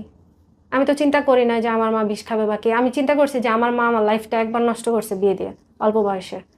যদি আমি তখন বিয়ে না হইতে হয়তো আরেকটু ম্যাচিউর হইতাম, হয়তো বুঝতাম এখন সবকিছুর আপনার বিয়ে সমস্যা। করার বয়স, যখন হ্যাঁ, আপনার বাচ্চাটা বড় হয়ে গেছে। হ্যাঁ। তখন আমার আম্মু আমাকে, আমি বুঝতে পারি না, আমার আম্মু আমাকে বিয়ে দিছে। আমি তো আর প্রেম করে বিয়ে করি রাইট, নাই, বা আমার রাইট। গায়ে কোনো কলঙ্কের দাগও ছিল না এবং যে এই মেয়ে পড়ালেখাটাও একটা। করতে পারেন নাই ঠিক হ্যাঁ, মতো। হ্যাঁ, আমি একটা পরকীয়া করছি, বা আমি একটু ওই ছেলের সাথে ধরা পড়ছিলাম, বা কি একটা কিছুই তো হয়েছে, না। এরকম কিছুই ছিল না, কলঙ্কের রাইট। কোনো দাগ ছিল না। তারপরে আম্মু বিয়ে দিছে, মানে আমাকে বিয়ে দিয়ে মানে আমার জীবনটা বরবাদ করে দিছে। এখন আমি চাচ্ছিলাম না যে আমার আম্মু আমার লাইফটা আবার বরবাদ এখন করুক। এই ছেলে লাস্ট সরে গেল কি বলে আপনার কাছ থেকে? সরে গেছে কিছুদিন আগে, ওর 15 তারিখে, এই গেল 15 তারিখে ওর একটা ইন্টারভিউ ছিল RFL কোম্পানিতে, ওর একটা জবের। আমি ওকে বলি জবটা করতে, ফ্রিল্যান্সিং এর টাকা দিই আমি ওকে, যে কিছু একটা করো, তুমি তো আমাকে বিয়ে করবা, খাওয়াই বাকি। তখন ও বলে যে হ্যাঁ করবো, কিন্তু টাকা তো নাই, ফ্রিল্যান্সিং এর একটা অফার আসছে। তখন আমি ওকে বলি যে তুমি ফ্রিল্যান্সিং করো, আমি তোমাকে টাকা দিই। তখন ভাইয়া আমি গোপনে গোপনে অনেক কষ্ট করে, আমার হাজব্যান্ড যেহেতু আমাকে টাকা দেয় না, আমি অনেক সময় দেখা গেছে যে ওর জন্য চুরি পর্যন্ত করছি। আমার হাজব্যান্ডের মানিব্যাগ থেকে চুরি করে ওর হচ্ছে টাকা পাঠাইতাম। বাপরে বাপ, হ্যাঁ, প্রেম। মানে আমি এত পরিমাণ চোর হয়ে গেছি ওর প্রেমে, মানে চোর বলতে, অন্ধ বলতে, দোষী বলতে সব দিকে আমাকে দোষ দেওয়া যায়, যে আমি ওকে সুযোগ দিছি। এখন আমি যদি ওকে সুযোগ না দিতাম ও তো আসতে পারতো না। কিন্তু এইখানে কথা হচ্ছে ভাইয়া, ও যদি চায় তাহলে হচ্ছে আমরা এক হইতে পারি, কিন্তু ওই এখন চাচ্ছে না। যখন কিনা ওর ফ্রিল্যান্সিং এর টাকা দেই, তখন ফ্রিল্যান্সিং করা বাদ দিতে, মানে ও খেলে, ও হচ্ছে এই কাজ করে, সেই কাজ করে, ওই কাজ করে, ও ফ্রিল্যান্সিং করেই না, ক্লাস পর্যন্ত করে না। নোটিফিকেশন আসে যে ক্লাসের, যে এখন জয়েন হও, ও করে না। তখন আমি ওকে বলি তুমি কি ক্লাস করো না। লাস্ট ওর সাথে আমার কিভাবে ঝামেলাটা হয় সেটা হচ্ছে 15 তারিখে ও আমাকে বলে সকালবেলা, আগের দিন, হ্যাঁ না 14 তারিখে আমাকে বলে যে আমি তো 16 তারিখে ঢাকা আসতেছি, ইন্টারভিউ আছে 16 তারিখে, তো তুমি বাড়িতে মানে কাউরে জানানো, যেহেতু ওর ফ্যামিলির অনেকের সাথে আমার অ্যাড ছিল, মোটামুটি ওর ফ্যামিলিও জানতেছিল, আমার ফ্যামিলিও মানে মোটামুটি জানে আমাদের বিষয়টা। তখন ও বলতেছিল যদি কেউ কল দেয় তুমি বা মেসেজ দেয় বলবা যে ওর সাথে আমার কথা হয় না। ও সবসময় হাইড করতে চাইতো, কিন্তু আমি চাইতাম যে আমাদের বিষয়টা সবাই জানুক, যে না জানলে কেমনে ভালোবাসলাম, বিয়ে করলেও তো সবাই জানবে, তো রিলেশনে তো সবাই জানুক, তারপর হচ্ছে বিয়ের পরেও সবাই জানুক। আমি চাইতাম যে এটা পূর্ণতা পাক, কিন্তু ও চাইতো যে না, গোপনই ভালোবাসা, গোপন সুন্দর। কিন্তু ভাইয়া সব ক্ষেত্রে কিন্তু গোপন সুন্দর হয় না। আজকে দেখা গেছে রিলেশন করলাম গোপনে, তারপরে হচ্ছে সবকিছুই করলাম, বিয়েও করলাম, কিন্তু কেউ জানলো না, আমাকে ছাইড়া দিয়ে গেল, তার প্রমাণ কি থাকবে? আমি সবসময় চাইতাম যে প্রমাণ থাক, ও যে আমার সাথে আছে বা আমাকে বিয়ে করতে চাইতেছে, সবকিছু করতেছে। তুমি যে ওরে ভালোবাসো এর কোনো প্রমাণও চাইছে? হ্যাঁ চাইছে। তোমার ছবি ভিডিও, খোলামেলা ছবি ভিডিও নিছেও কখনো? না, ওরকম খোলামেলা কিছু চাই না, সবসময় বলতো যে তুই আমাকে ভালোবাসিস না, তুই আমাকে করাস না, প্রমাণ দে, তুই আমাকে বিয়ে কর। এর মধ্যে কি হয়েছে ভাইয়া, গেল মাসের আগের মাসে আমার বোনের বিয়ে হয়। তো ভাইয়া বিয়েতে কিন্তু স্বাভাবিক অনেক ঝামেলা থাকে, বাড়িতে অনেকেই থাকে। তখন হচ্ছে আমি ওই বিয়েতে যাই, ওই 3 দিন আমি ওকে একটু মোটামুটি সময় দিতে পারি না। সময় বলতে কি, মানে কথা হয়, দেখা গেছে 8-10টা মেসেজের পর আমি একটু 2-3 ঘন্টা আবার একটু বিজি, যেহেতু 2 দিন যাবত বিয়ে হয়েছে, গায়ে হলুদ প্লাস বিয়ে, আমি একটু বিজি ছিলাম। ও আমাকে বলতেছিল তুই আমাকে ইগনোর করস, তোরে ছাড়া আমি বাঁচবো না, মানে এত প্রকার ইমোশনাল ব্ল্যাকমেল, কান্নাকাটি, না খাওয়া, 3 দিন পর্যন্ত খায় নাই, 3 দিন খায় নাই, গোসল করে নাই, কিচ্ছু করে নাই।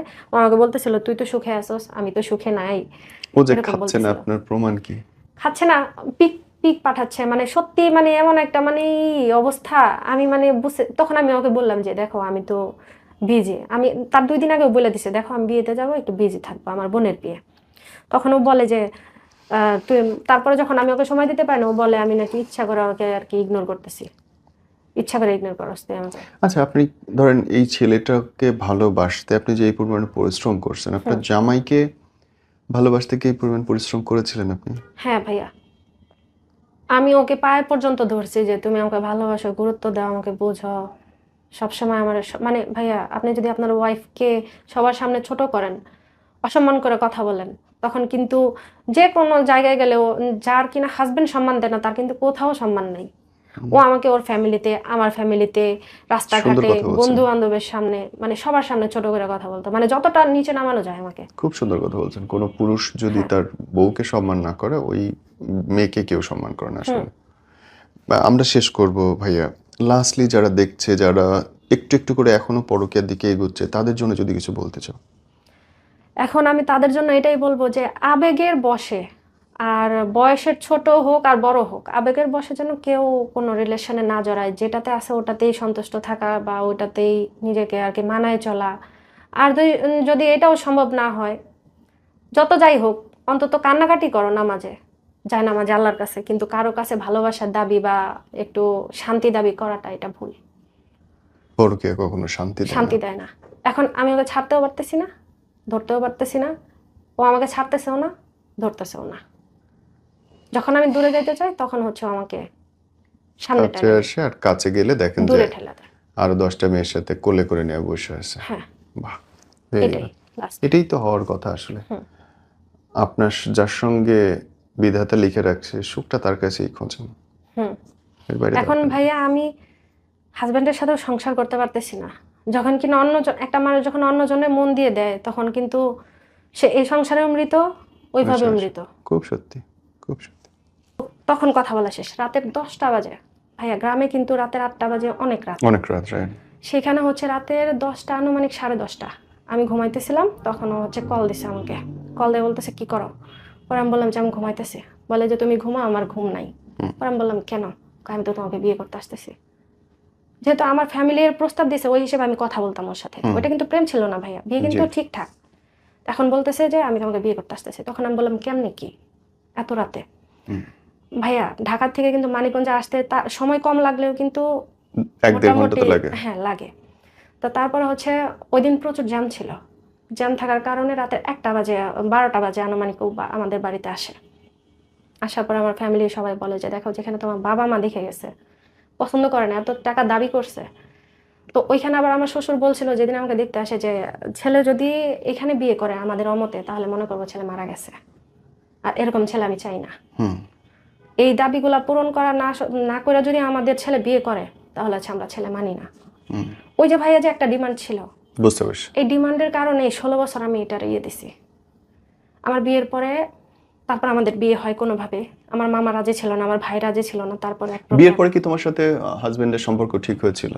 না না ভাইয়া, ছিলই না। আমি বলি এখন, বলো। ওই যে বিয়ে যে হলো তারপরে হচ্ছে আমি সবাই আমাদের এলাকায় বলা বলি করতেছিল যে ছেলের বাড়ি এত দূর, তোমার বাড়ি এত দূর, ওর বাড়ি হচ্ছে চাঁদপুর, ছেলের বাড়ি এত দূর, তোমার বাড়ি এত দূর, ওই ছেলে তো তোমাকে নিয়ে খাবে না। হুম দেখা গেছে একটা বাচ্চা হইলে তোমাকে ছাইরা দিবে। হুম আর ওই ছেলের বাড়ি ঘরও তো দেখা হয় নাই। আমরা কিন্তু ভাইয়া ওই বাড়ি, ওই ছেলেদের বাড়িওতে যাওয়া হয় না আমাদের। হুম জাস্ট আমার মামি গেছিল, কিন্তু আমাদের মানে আমার মামি ওই গেছিল, আমার মা বা ভাই কেউ জানে। তো আমার মামি এসে বলতেছিল যে ছেলেদের বাড়ি এরকম। তো আমার আম্মা হয়েছে কি ভাইয়া, এখানে একটা হাসির কথা কি জানেন, আমার আম্মা চাচ্ছিল যে এইটাই ওনার মেয়ের জামাই হোক। কেন? আমি জানি না, দেখতে অনেক সুন্দর ছিল, স্মার্ট ছিল, লম্বা আচ্ছা। ছিল, মানে জামাই হিসেবে আমার আম্মুর পছন্দ হয়েছে। হুম মানে বাকি সব বাদ, মানে আছে যে জামাই পছন্দ দিয়ে দিলাম, ওকে। আর কিছু দেখার দরকার নেই, দিল বিয়ে। তারপর হচ্ছে বিয়ের পরে আমার যখন কিনা এগুলো বলতেছিল যে মেয়েকে নিয়ে খাবে না, তারপর হচ্ছে আমি অনেক কান্নাকাটি করতেছিলাম। ভাই একটা মেয়ের ডিভোর্স মানে তো জানেন ভাই, আমার যখন বিয়ে হয় তখন কিন্তু আমি মাত্র 7-এর ফাইনাল পরীক্ষা দিছি, 8-এ মাত্র উঠছি। আর তখনই আর কি আমার বিয়ে হয়। তারপরে আমি ওইখান থেকে চলে, মানে আমার যখন কিনা বিয়ে হয় তারপর থেকে আমি স্কুলে আর যাই না, কেন লজ্জা লাগে, বান্ধবীরা বলে যে বিয়ে হয়েছে কেমনি কি এগুলো বলে দেখে আমি আর স্কুলে যাই না। তারপর হচ্ছে আমি বাসায় থাকি। তারপরে ওই এলাকাবাসীর এই কথার কারণে ও আমাকে ঢাকায় নিয়ে আসে। এতটা পরিমাণ অভাব ছিল যে মানে তখন ও বাড়ির বড় ছেলে, ফ্যামিলি সবাইকে দেখতে হয়। আমার শ্বশুর আবার আমার বিয়ের 1 বছর আগে থেকে কিছু করে না। আমি মানে এই অভাব দেখার পরে নিজের পড়ালেখার ইচ্ছাটাই চলে যায়। আচ্ছা। কিন্তু আমি কিন্তু স্টুডেন্ট ভালো ছিলাম, হুম মানে আমি স্কুলে আমি কখনো ভালো করে প্রাইভেট পড়তে পারি না, যেহেতু বাবা ছিল না। হুম ওই হিসেবে আম্মু একা, নিজে একটা মহিলা মানুষ, তখন একটা সংগ্রামী জীবন। আমি বুঝতাম যে সবকিছু, যে মা তো এত কিছু পারে না। হুম হুম তো ওই সময় থেকে মানে নিজে নিজে পড়ালেখা করতাম। কিন্তু যখন বিয়ে হয় তখন ভাবছিলাম হয়তো লেখাপড়াটা একটু ভালো হবে, কিন্তু যখন কিনা পরিস্থিতি দেখলাম যে ওনাদের ফ্যামিলি এতগুলা মানুষ, ছোট ছোট ভাই বোন, ও বড় ছিল তখন, ওর বয়সও কম, 21 বছর বয়স। তখন হচ্ছে আমি চিন্তা করলাম যে যাক, একটু স্যাক্রিফাইস করি, নিজের লেখাপড়াটাই বাদ দিই, সংসারে হাল ধরি, বড় বউ যেহেতু আমি। তো তখন থেকে হচ্ছে সংসারে হাল ধরি। তারপর হচ্ছে আমার ননদের আবার বিয়ে হয়েছে চাচাতো ভাইয়ের কাছে। ওনার আচ্ছা। বাবা আবার ছোটবেলায় মারা গেছিল, মা আবার অন্য জায়গায় বিয়ে করছে। আমার শ্বশুর তখন মানে ওনাকে ছোট থেকে লালন পালন করছে। হুম লালন পালন করার পরে যখন কিনা বড় হয়, ওই ছেলের কাছে মেয়ে বিয়ে দিছে। তাহলে হচ্ছে ভাইয়া আমার ননদ কিন্তু ঘরেই রয়ে গেল, হুম উনি কিন্তু বাহিরে যায় নাই। তো ননদ ননদের, ঘরে থাকা তো বিরাট ব্যাপার। হ্যাঁ মানে আমার শ্বশুর বাড়িতে আমার জীবনটা শুধু তছনছ হয়েছে আমার ননদের কারণে। এই যে আমি যে সুখ পাইলাম না, শান্তি পাইলাম না, সবকিছুর মাস্টার মাইন্ড হচ্ছে আমার ননদ। এবং ননদদের এ সম্পর্কে কোনো ধারণাই নেই, তারা মনে করে তারা ঠিকই করতেছে, হ্যাঁ, তার ভাইকে সে মানে দেখে এমন রাখতেছে। একটা মানে মানে আচরণ করে, মনে হয় আমি ওই বাড়ির মানে চাকর, উনি হচ্ছে মালিক। কথায় কথায় বলে বাপার বাড়ি যা বাহাদুরি কর, এরকম বলে। তারপর হচ্ছে আমি ঢাকায় এসে যখন থাকি তখন ওই সংসারে হাল ধরি। তারপর আমার ননদের জামাই তো কিছু করতো না, তখন বেকার, বিয়ে হয়েছে, কিছুই করে না। তো এক প্রকার নিজের গহনা বিক্রি করে হচ্ছে ওনার জামাইরে বিদেশ পাঠাই। চিন্তা করি যে না, উনি যদি বেকার বসে খায় তাহলে হচ্ছে ননদরে টানা লাগে, ননদের জামাইরে টানা লাগে, পুরো সংসার টানা লাগে। 8-10 জনের একটা মানুষ যে মানে সংসারটা, নিজের গহনা বিক্রি করে আপনি ননদের জামাইকে বিদেশ পাঠানোর? হ্যাঁ নিজের। এবং কি আমি এটা আমার মাকে পর্যন্ত বলি নাই। আমার মাকে কেন বলি না ভাইয়া, আমার আম্মু যেহেতু বাবা ছিল না, অনেক কষ্টে আমাকে মানে গহনা বানিয়ে দিছিল বিয়ের সময়। তো আমি চিন্তা করলাম আমি যদি এগুলো আমার আম্মাকে বলি, বিয়ের 6 মাসও হয় না, আমি যদি বলি তাহলে হচ্ছে আম্মা কষ্ট পাবে যে তুমি আমারে জিজ্ঞেস করলো না। রাইট। এর মধ্যে কি হয়েছে ভাইয়া, আরেকটা ঘটনা, যখন বিয়ের পর আমাকে ঢাকায় নিয়ে আসে 1 মাস পর, তার কিছুদিন পরে আমার ননদ, বড় ননদ, ছোট ননদ এবং মেজো ননদ আসে। আমার বড় ননদ, ছোট দেবর আর মেজো দেবর আসে, ননদ না সরি, বড় ননদ দেবর 2টা আসে আর কি, ওরা যেহেতু 3 ভাই 2 বোন। বড় ননদ আর 2টা দেবর আসে। আসার পরে তখন আমি একটা ছোট বাসায় থাকি, যেহেতু আমার মানে ইনকাম ওইরকম না, আবার নতুন সংসার, ছোট একটা রুম হলেই চলে। তো ওইখানে এসে ওরা এসে হচ্ছে ওইখানে উঠে। তারপরে যখন পরিস্থিতি বুঝি, ওইটা বুঝে আমি আমার ননদ নিয়ে আমার বাবার বাড়ি যাই। বাবা, তার মানে তো সংসারে উত্থান পতনের মধ্যে দিয়ে আপনার যাচ্ছে, কিন্তু হুম, এই এই মানুষটার কাছ থেকে সরতে আপনার কখন ইচ্ছা হইলো? সত্যি ইচ্ছা হয়েছে যে প্রতিনিয়ত আঘাত, মানে এমনও দিন গেছে যে মার কথা শুনে আমাকে মারছে। রোজা ছিলাম, রোজার মাস, রোজা আছি, কি যেন একটা টুকিটাকি ছোট একটা কথা নিয়ে ওর আম্মু ওরে রাগাই দিল, ও আমাকে বিছানার উপর থেকে চুল, তখন আমার মেয়ে 3 মাস বয়স, আমি কোলে নিয়ে হচ্ছে ওর বসে ছিলাম, ইফতার শুধু পানি খাইছে আর কিছু না, শুধু শরবত। কি যেন একটা কথা নিয়ে এরকম পাশাপাশি রুম দেখা যায়, আমি ওর পাশের রুমে, আমার শাশুড়ি এরকম আর আমার হাজবেন্ড বসে আছে। কি যেন বলো, দৌড়ে যায় আমার চুল ধরে টাই নাই না নিচে ফালাই মারলো। আমার শাশুড়ি ধরলো না পর্যন্ত, মানে ওর ফ্যামিলি যা বলতো তাই।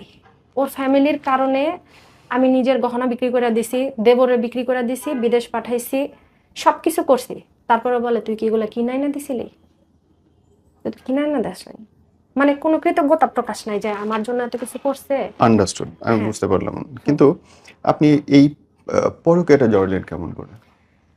পরক্রিয়া জড়াইছি ভাইয়া যখন কিনা আমি আম, এর মধ্যে হচ্ছে আমি বাচ্চার মা কিন্তু 5টা, আমি 5টা সন্তানের মা হয়েছি। প্রথম বিয়ের পরে আমি জানতাম না যে আসলে মানুষের এরকম, আসলে ভাইয়া জানি না, এতটা বোকা ছিলাম যে এরকম করলে যে প্রেগনেন্ট হয়, মানে ফিজিক্যালি হইলে যে প্রেগনেন্ট হয় এটা আমি জানতাম না। তো বিয়ের পরই আমি প্রেগনেন্ট হয়ে যাই। প্রেগনেন্ট হওয়ার পর আমার বিয়ের এখন 16 বছর, আমার মেয়ের হচ্ছে 15 বছর। তো এ হচ্ছে কাহিনী। তারপরে হচ্ছে যখন আমার আবার বিয়ের 4 বছর পর আমার এই মেয়েটা হয়, আমার ছোট মেয়ে। তারপর আমি এই মেয়ের যখন 4 বছর তখন আবার আমি প্রেগনেন্ট হই। এই প্রেগনেন্ট হওয়ার পরে উনি ওনার কেন আমার মনে উঠছে ভাই, আমি তাহলে এখন বলি। যখন কিনা আমি প্রথম বাচ্চার মা হই, একটা আচ্ছা ভাই, একটা নারী কি চায় যে সে প্রেগনেন্ট হলে তার হাজবেন্ড তারে টেক কেয়ার করবে, আরো বেশি ভালোবাসবে, আরো ভালোবাসবে, বেশি। যে না আমার সন্তান আসতেছে। অবশ্যই। কিন্তু তার প্রথম সন্তানের বেলায় সে আমাকে ওই বাচ্চাটা ফালানোর জন্য ফোর্স করছে, এবং কি সে নিজে ওষুধ এনে আমাকে খাওয়াই দিছে মুখে। আমি হাতে পায়ে ধরছি যে না আমি বাচ্চাটা নিব। আমার মা বলছে যে নিয়ে, আমার শাশুড়িও বলছে, মিথ্যা বলবো না, আমার শাশুড়ি বলছে যে নাও। আমার ননদ বলছিল যে বাচ্চা আসলে ফালানো ঠিক না। তারপর হচ্ছে ওই যে প্রথমবার একটা ধাক্কা খাইলাম, তারপর এইটা হয়েছে পরে আমার ডিভোর্স দিতে চাইছে, এটা পেটে আসছে পরে, আমার ছোট মেয়ে পেটে আসছে পরে আমাকে ডিভোর্স দিতে চাইছে, যে তুমি যদি এই বাচ্চা নাও তাহলে হচ্ছে আমি তোমাকে রাখবো না। এবং কি ডিভোর্স পেপার রেডি করছে। রেডি করার পরে তারপরে আমি এক প্রকার বলছি তুমি যদি আমাকে ছাইরাও যাও আমি এই মেয়ে দুনিয়াতে আনবো। তারপর হচ্ছে এক প্রকার যুদ্ধ করে এই মেয়েটার দুনিয়াতে আনছি। এই মেয়ের দুনিয়াতে আনার পরেও ভাইয়া, বড় মেয়ে হয়েছে পরে 14 দিন আমার মেয়ের দিকে তাকায় নাই। এই মেয়ে হয়েছে বড় 14-15 দিন আমার মেয়ের দিকে তাকায় নাই। তারপর আমার বড় মেয়ে যখন এটা হয়েছে ছোটটা, তখন বলতেছিল আব্বু তুমি আমার বোনকে দেখো না কেন। তখন ওই 4 বছরে আমার বড় মেয়ে কোলে নিয়ে হচ্ছে পিচ্চিটারে নিতে পারে না, ওর বাবার কোলে দিছে যে বাবা ধরো আমার বোনরে নাও, ওই যে নিল কোলে। এই যে তারপর থেকে এরকম। তারপর যখন তৃতীয়বার প্রেগনেন্ট হই ভাইয়া, কিভাবে হয়েছে আমি নিজেও জানি, মানে বারবার ভুল হয়েছে। তারপর হচ্ছে তৃতীয় নাম্বারটা হচ্ছে আমাকে বলে যে দেখো আমার ফ্যামিলির আমার চালাইতে হয়, আমার সংসার চালাইতে হয়, আমি ভাই বোন দেখতে পারি না, টাকা পয়সার সংকট, তুমি যদি আবার প্রেগনেন্ট হও তাহলে হচ্ছে ওই বাচ্চা আমি কেমনে কি করব, তুমি এই বাচ্চা ফালাই দাও। তারপর হচ্ছে এই ভাইয়া আমার এই বাচ্চাটা ও নষ্ট করে। ওকে। এই বাচ্চাটা হচ্ছে নষ্ট করার পরে ওই যে মন থেকে উঠা যায় যে 3বার প্রেগনেন্ট হয়েছি, 3বারই বাচ্চা ফালাইতে চাইছো, তোমার কি আসলে বাবা হওয়ার ইচ্ছা নাই, বা তোমার কি নিজের ইচ্ছা হয় না যে ভাই বোন, আচ্ছা ভাই ভাই বোন তো আর সারা জীবন পাশে থাকে না, সন্তান আর ওয়াইফ যেরকম থাকে বাবা মাও কিন্তু একটা সময় থাকে না, তারা কিন্তু একটা সময় ওই যে ছেলের বেশি ইনকাম ওই দিকেই কিন্তু ই করে। আর আমার শ্বশুর শাশুড়ি একটু যে ছেলের একটু ইনকাম বেশি তার দিকে একটু ঝোঁকে বেশি। সবাই এটা হ্যাঁ বড় কিছু না। হ্যাঁ। তো আমি ওকে বললাম যে দেখো তোমার নিজের, আমি তো নিয়ে আসি না এগুলা, তোমার তো নিজের সন্তান। ওই যে তৃতীয় বাচ্চাটা ফালাইলো তখন থেকে হচ্ছে আস্তে আস্তে আমার মন উঠে গেল এবং আপনি তখন চিন্তা করলেন যে এই লোকটার সঙ্গে কিভাবে থাকি। কিভাবে মুক্তি পাবে। হ্যাঁ তারপরে এই যার সাথে আপনার এখন পরকীয় সম্পর্ক, হ্যাঁ। তার সঙ্গে জড়লেন কেমন করে? তারপরে হচ্ছে ভাইয়া ওটা ফালাই দিছে পরে ভুলবশত তৃতীয়বার তো গেল, চতুর্থবার আবার প্রেগনেন্ট হয়ে গেছি। কন্ট্রোল কার নাই আসলে। হ্যাঁ, চতুর্থবার যখন প্রেগনেন্ট হয়েছি ভাইয়া তখন কি হয়েছে জানেন, চতুর্থবার প্রেগনেন্ট হওয়ার পরে বাচ্চা টুইন পেটে ছিল। হ্যাঁ, টুইন বাচ্চা যখন পেটে ছিল তখন হচ্ছে ও মানে ও একটু রাজি ছিল, মোটামুটি রাজি ছিল। রাজি থাকার পর হঠাৎ করে আমি অনেক প্রচুর অসুস্থতা বোধ করি। মোটামুটি এই ছোট মেয়ে হওয়ার পর থেকে মানে আমার এত একটা অবস্থা ছিল, খারাপ অবস্থা। এই মেয়ে যখন নর্মাল ডেলিভারি হয় তখন আমার অবস্থা খুবই খারাপ ছিল। ওই সময় বাসায় ডেলিভারি তো মানে হসপিটালে যাই নাই, যে হাজবেন্ডের ইনকাম কম ছিল, এমনও দিন গেছে ভাইয়া এই মেয়ে পেটে থাকার পরে আমি এমনও দিন গেছে যে সারাদিন না খাওয়া ছিলাম, এতটাই অভাব ছিল। অভাবে থাকার কারণে, না খাওয়ার কারণে বাচ্চাটা এত বড় হয়ে গেছে। যখন ডেলিভারি হয়েছে তখন আমি মানে প্রচুর অসুস্থ ছিলাম। যে ওই সময় যে একটা ক্ষতি হয়ে গেছিল আমার, নর্মাল ডেলিভারি বাসায় হয়েছিল, ওইটা আমি টানা 8 বছর টানি। আমি অসুস্থ, মানে আমার জরায়ু প্রবলেম হয়ে যায়। তারপর যখন 4র্থবার আমি প্রেগনেন্ট হই টুইন, ওই বাচ্চা পেটে আসার পরে আমার ধরা পড়ে জরায়ু ক্যান্সার, মানে একটু হইতেছিল আর কি। তো আমি যখন কিনা 4র্থবার প্রেগনেন্ট হওয়ার পরে আমি নিজের অসুস্থ বোধ করতেছিলাম, যে সবসময় গায়ে জ্বর, তারপর হচ্ছে দুর্বল লাগে, মাথা ঘোরা অস্থির লাগে, প্রস্রাবে মানে জ্বালাপোড়া করে, ব্যথা লাগে, রাতে ঘুম হয় না, খুবই অসুস্থ লাগে। তখন ওরে আমি বলতে থাকি যে দেখো আমি না দিন দিন অসুস্থ হয়ে যাচ্ছি। তখন ও বলে কি, তুমি হচ্ছে বেশি ঝাল খাও, ভর্তা খাও। মানে বাচ্চা পেটে থাকলে একটু এক একজনের এক এক দিকে একটু টান থাকে, যে অনেকে হচ্ছে ঝাল খায়, অনেকে মিষ্টি খায়। আমার ওই সময় ঝালটা অনেক পছন্দ হতো, তো আমি একটু ভর্তা টর্তা খাইতাম। আমাকে বলতো যে তুমি ভর্তা খাও, তাই তোমার পেট ব্যথা করে। আমি বলতাম যে দেখো ভর্তা খাওয়ার ব্যথা কিন্তু এরকম কখনোই হইতে পারে না। তারপর বলতাম আমার জ্বর হয়, বলতো যে নাপা খাও। পরে আমি বলতাম দেখো আমার অনেক দুর্বল লাগে, কয় ঠিক মতো খাও। তারপর আমাকে ডক্টরের কাছে নিয়ে যায় না। তারপর এক প্রকার এতটা পরিমাণ অসুস্থ হয়ে গেছি আমি নিজে নিজেই ডক্টরের কাছে গেছি। ডক্টরের কাছে যাওয়ার পরে যখন কিনা আমি করছি, ডক্টর দেখাইছি, পরে ওনারা বলতেছে যে দেখেন আমাদের এখানে ভালো কোনো ডক্টর নাই, আর আলট্রাসোনোগ্রাম এরকম ভালো না, আপনি একটা ভালো ডক্টর দেখান। যখন আমি ভালো ডক্টরের কাছে যাই, তখন মানে একটা হসপিটালে যাই আমার পাশেই, আমার বসুন্ধরার ওইদিকে। তখন ওনারা বলে যে আপনি তো খুব ভয়াবহ একটা আছেন ভাইয়া। যখন একটা মানুষ অসুস্থ থাকে, সে যদি নিজের কানে শুনে, তখন কিন্তু পরিস্থিতি অন্যরকম হয়ে যায়। ওনারা বলতেছিল যে হায় হায় কি অবস্থা। মানে আমার সাথে আমার একটা বোন গেছিল, উনি আমাকে বলতেছে এই তুই কি পাপ করছস। তারপরে এই চতুর্থ টুইনের পর আবার হয়েছে? না না, চতুর্থ মানে টুইন ছিল তখন, হ্যাঁ মানে হ্যাঁ, ওই টোটাল তখনই 5বার। এই এই এই তারপর ওনার সাথে পরিচয় আপনার হলো কেমন করে, এই নতুন মানুষটার সাথে? হ্যাঁ, ওই যে তারপরে আমি অসুস্থ ছিলাম, অসুস্থ থাকার পরে হচ্ছে আমার অপারেশন হয়। অপারেশন হওয়ার পরে আমি আপনাকে ইউটেরাস ফেলে দিতে হয়েছে পরে? হ্যাঁ হ্যাঁ আচ্ছা। ফেলে দিছি। তারপর যখন আমি 3 মাস ঘরে বন্দি হয়ে যাই, জি। ওই সময় আমার কেমোথেরাপি চলে, যেহেতু ক্যান্সারের লক্ষণ দিছিল। তো এর জন্য আমার ওই সময় ভাইয়া 2019-20 পুরা শাটডাউন চলতেছিল যখন আমি অপারেশন হই। তো সবাই তো ঘরে ঘরে বন্দি। তো ওই সময়টা আমি যখন ঘরে ছিলাম, তখন আমি অনলাইনে আসক্ত হয়ে যাই। জি। ওই সময় একটা মানে মেসেঞ্জারে একটা যে আড্ডা গ্রুপ থাকে, ওইখানে হচ্ছে ফ্রেন্ড সার্কেল সবাই আড্ডা দেয়, এরকম একটা গ্রুপে আমাকে কোনো না কোনো ভাবে একটা ভাই আমাকে অ্যাড করে। অ্যাড করার ফলে ওইখানে তখন আমি চ্যাটিং কিভাবে করে জানি না ভাইয়া, মানে আসলে জানি না যে কিভাবে চ্যাটিং করতে হয়। তারপরে হচ্ছে আমি ওই 2-1 দিন দেখার পরে যখন কিনা আমার নাম ধরে মেনশন দিয়ে ডাক দিয়েছে, ঈশিতা আপু কি করো, তখন আমি ভাবলাম যে একটা রিপ্লাই দিই। তখন আমি অনেক কষ্টে টাইপিং করি, হয়তো বললে কেউ বিশ্বাস করবে না যে এই জামানায় কি এরকম আসলেও আদৌ তো আছে। তারপর হচ্ছে আমি রিপ্লাই দিই, তখন আমার একটু সাহস হয় যে না আমি তো আসলে পারি। তখন হচ্ছে আমি ওই গ্রুপটাতে মানে একটু নিজের আর কি ভালো ফিল করতে থাকি, যে না আসলে সারাদিন হাজবেন্ডের সাথে ঝগড়া। আর ভাইয়া আমার সংসারে বিয়ে হয়েছে পরে কোনোদিন ঝগড়া ছাড়া আমরা থাকি নাই, এবং কি এখনো যে আসলাম ঝগড়া করেই আসতে হয়। মানে সব সময় ঝগড়া লাগিয়েই থাকে, মানে এটা হইলো কেন ওটা হইলো কেন, এরকম টুকিটাকি সব জিনিস না ঝগড়া। একটা সংসারে সারাদিন ঝগড়া হইলে কিন্তু মন এমনিতেই ভালো থাকে না। তারপর হচ্ছে ওইখানে যখন আড্ডা দিই আমার খুব ভালো লাগে। ওইখান থেকে হচ্ছে তারপরে একটা ওই ছেলের সাথে যার সাথে আমার রিলেশন, ওইখান থেকে হচ্ছে একটা গ্রুপে ওর সাথে আমার পরিচয় হয়।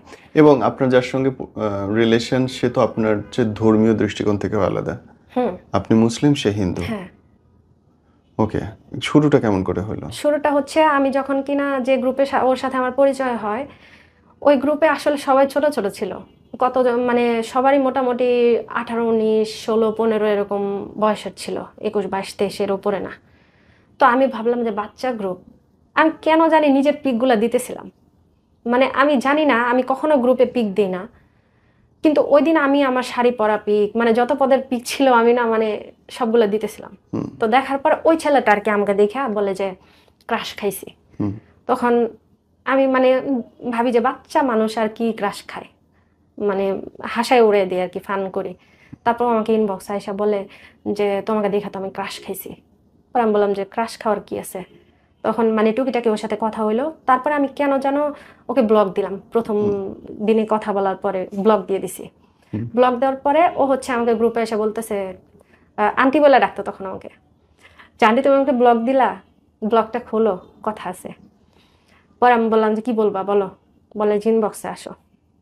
পরে ইনবক্সে গেলাম, তখন ওইখান থেকে টুকিটাকি কথা। আমার মেয়েকে নিয়ে স্কুলে যায়, আমি যেহেতু কুড়িলে থাকি, আমার বিশ্ব রোডে থেকে হচ্ছে কুড়িল থেকে হচ্ছে আমার খিলখাতা যাওয়া লাগে, কর্মীটোলা আমার মেয়ে স্কুলে পড়ে। তারপরে হচ্ছে ওইখানে যখন কিনা আমি যাই স্কুলে, মেয়ের তখন এক্সাম চলতেছিল, বসে বসে ভালো লাগে না তখন কি করতাম, ওর সাথে চ্যাটিং করতাম যে কি করতেছো, খাইছো কিনা, মানে খুব কেয়ার করতো। তো আমার কাছে কেমন জানি ভালো লাগতো। আর মানে তখন আন্টি বললেও না, মানে যে যাক আমার একটা মানুষ আছে যে আমার খোঁজ খবর নাই, এরকম ভাবতাম। তারপর ওইখান থেকে কথা বলতে বলতে জুনের 3 তারিখে, আমার মেয়ের যেহেতু বার্থডে 6 তারিখে জুনের, তো আমি করছি 3 তারিখে আমার ননদের জামাই আসলো বিদেশ থেকে, হচ্ছে ওনাকে নিয়ে আমি চাঁদপুর যাই। যাওয়ার পরে ওইখানে হচ্ছে প্রথম 3 তারিখ থেকে ওর সাথে আমার কথা স্টার্ট হয় ভালো করে। ওই দিন ও সারাদিন আমার মানে খোঁজ খবর নেয়, সারাদিন ওর সাথে রাতের 3টা পর্যন্ত কথা হয়। কিন্তু এর মধ্যে একটা মজার বিষয় হচ্ছে কি ভাইয়া, আমি যে মেসেঞ্জার গ্রুপ চালাই এটা হচ্ছে আমার হাজবেন্ড জানে না। আচ্ছা। এগুলো হচ্ছে জানেন, জানলে কখনো করতে দেবে না, আড্ডা দিতে দেবে না। একদিন দেখছিল, ওর পর থেকে আর কি সব ওর সামনে ডিলিট করাইছে, কিন্তু ও জানে না, কিন্তু আমি লুকাই লুকাই করি। এবং কি এখনো সে জানে না আমি এখানে আসছি। তারপর হচ্ছে ওর সাথে আড্ডা দিলাম, গল্প টল্প করলাম আমার লাইফের। তাও ভাই এখানে আরেকটা কিছু মিস করে গেছি, সেটা হচ্ছে আমি গ্রুপে আমার লাইফ স্টোরি কিছুটা শেয়ার করতেছিলাম যে আমার লাইফটা এরকম এরকম, সবাই আছে না জিজ্ঞেস করে তোমাদের লাইফটা কেমন, কি করতেছো, তখন আমি বললাম যে এরকম এরকম। তখন থেকে ওর সাথে আমার 3 তারিখ থেকে কথা স্টার্ট। ওই যে বললো যে তোমার লাইফ স্টোরি শুনে আমার অনেক খারাপ লাগছে, আমি জীবনে একটা জিনিস চাই যে আমি যদি তোমার হাসাইতে পারি বা তোমার ভালো রাখতে পারি, এটাই আমার লাইফের অনেক। আমি তোমার মতো মেয়েরে যে হাজবেন্ড কষ্ট দেয় সে কেমন হাজবেন্ড, আমি হইলে তো তোমার রানীর মতো রাখতাম। Common dialogue.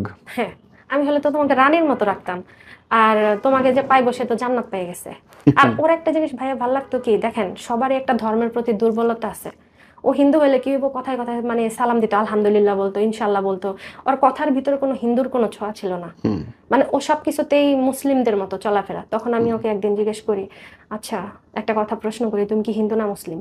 তখন বলে তুমি কি আমার নাম দেখো নাই? আমি দেখছি তো। বলে যে তাহলে কেন ইয়া মানে জিজ্ঞেস করলা? পরে আমি বললাম আমি তোমাকে তো দেখে তো বোঝা যায় না তুমি যে হিন্দু, তুমি তো পুরো একদম মুসলিমদের মতো চলাফেরা। আপনাদের এই প্রেমটা কি সামনাসামনি দেখে হয় নাকি অনলাইনই হয়? অনলাইনে। ও হচ্ছে আমার জন্য পাগল। আমি ও যে ব্লগ যে দিলাম কথা বলার পর, তারপর হচ্ছে 3 তারিখ থেকে স্টার্ট কথা শুরু জুনের, তারপর থেকে মানে প্রতিনিয়ত ও বলতেছে যে প্রপোজ করে নাই, কিন্তু মানে ইঙ্গিতে ইশারায় বুঝাইতো তোমার ছাড়া আমি থাকতে পারবো না। তখন ওর লাইফ স্টোরি যখন আমি জিজ্ঞেস করলাম, তখন ও বললো যে আমার একটা মেয়ের সাথে রিলেশন ছিল, ওই মেয়েটা আমাকে ধোকা দিছে, ওই মেয়েটা আমাকে ছাইড়ে গেছে। তখন আমি বললাম যে তুমি ওই মেয়েটার আইডি লিঙ্ক দাও, ফেসবুক আইডি লিঙ্ক, আমি ওর সাথে কথা বলে। ভাই আমার একটা গুণ আছে কিন্তু, মানে যদি কারোর সাথে কারো ভেজাল হয় বা ব্রেকআপ হয়, আমি এটা ভালো সলভ করে দিতে পারি, এই গুণটা আমার আছে। ঘটক ইশাক ভাই। কিন্তু নিজেটাই ঠিক করতে পারি না।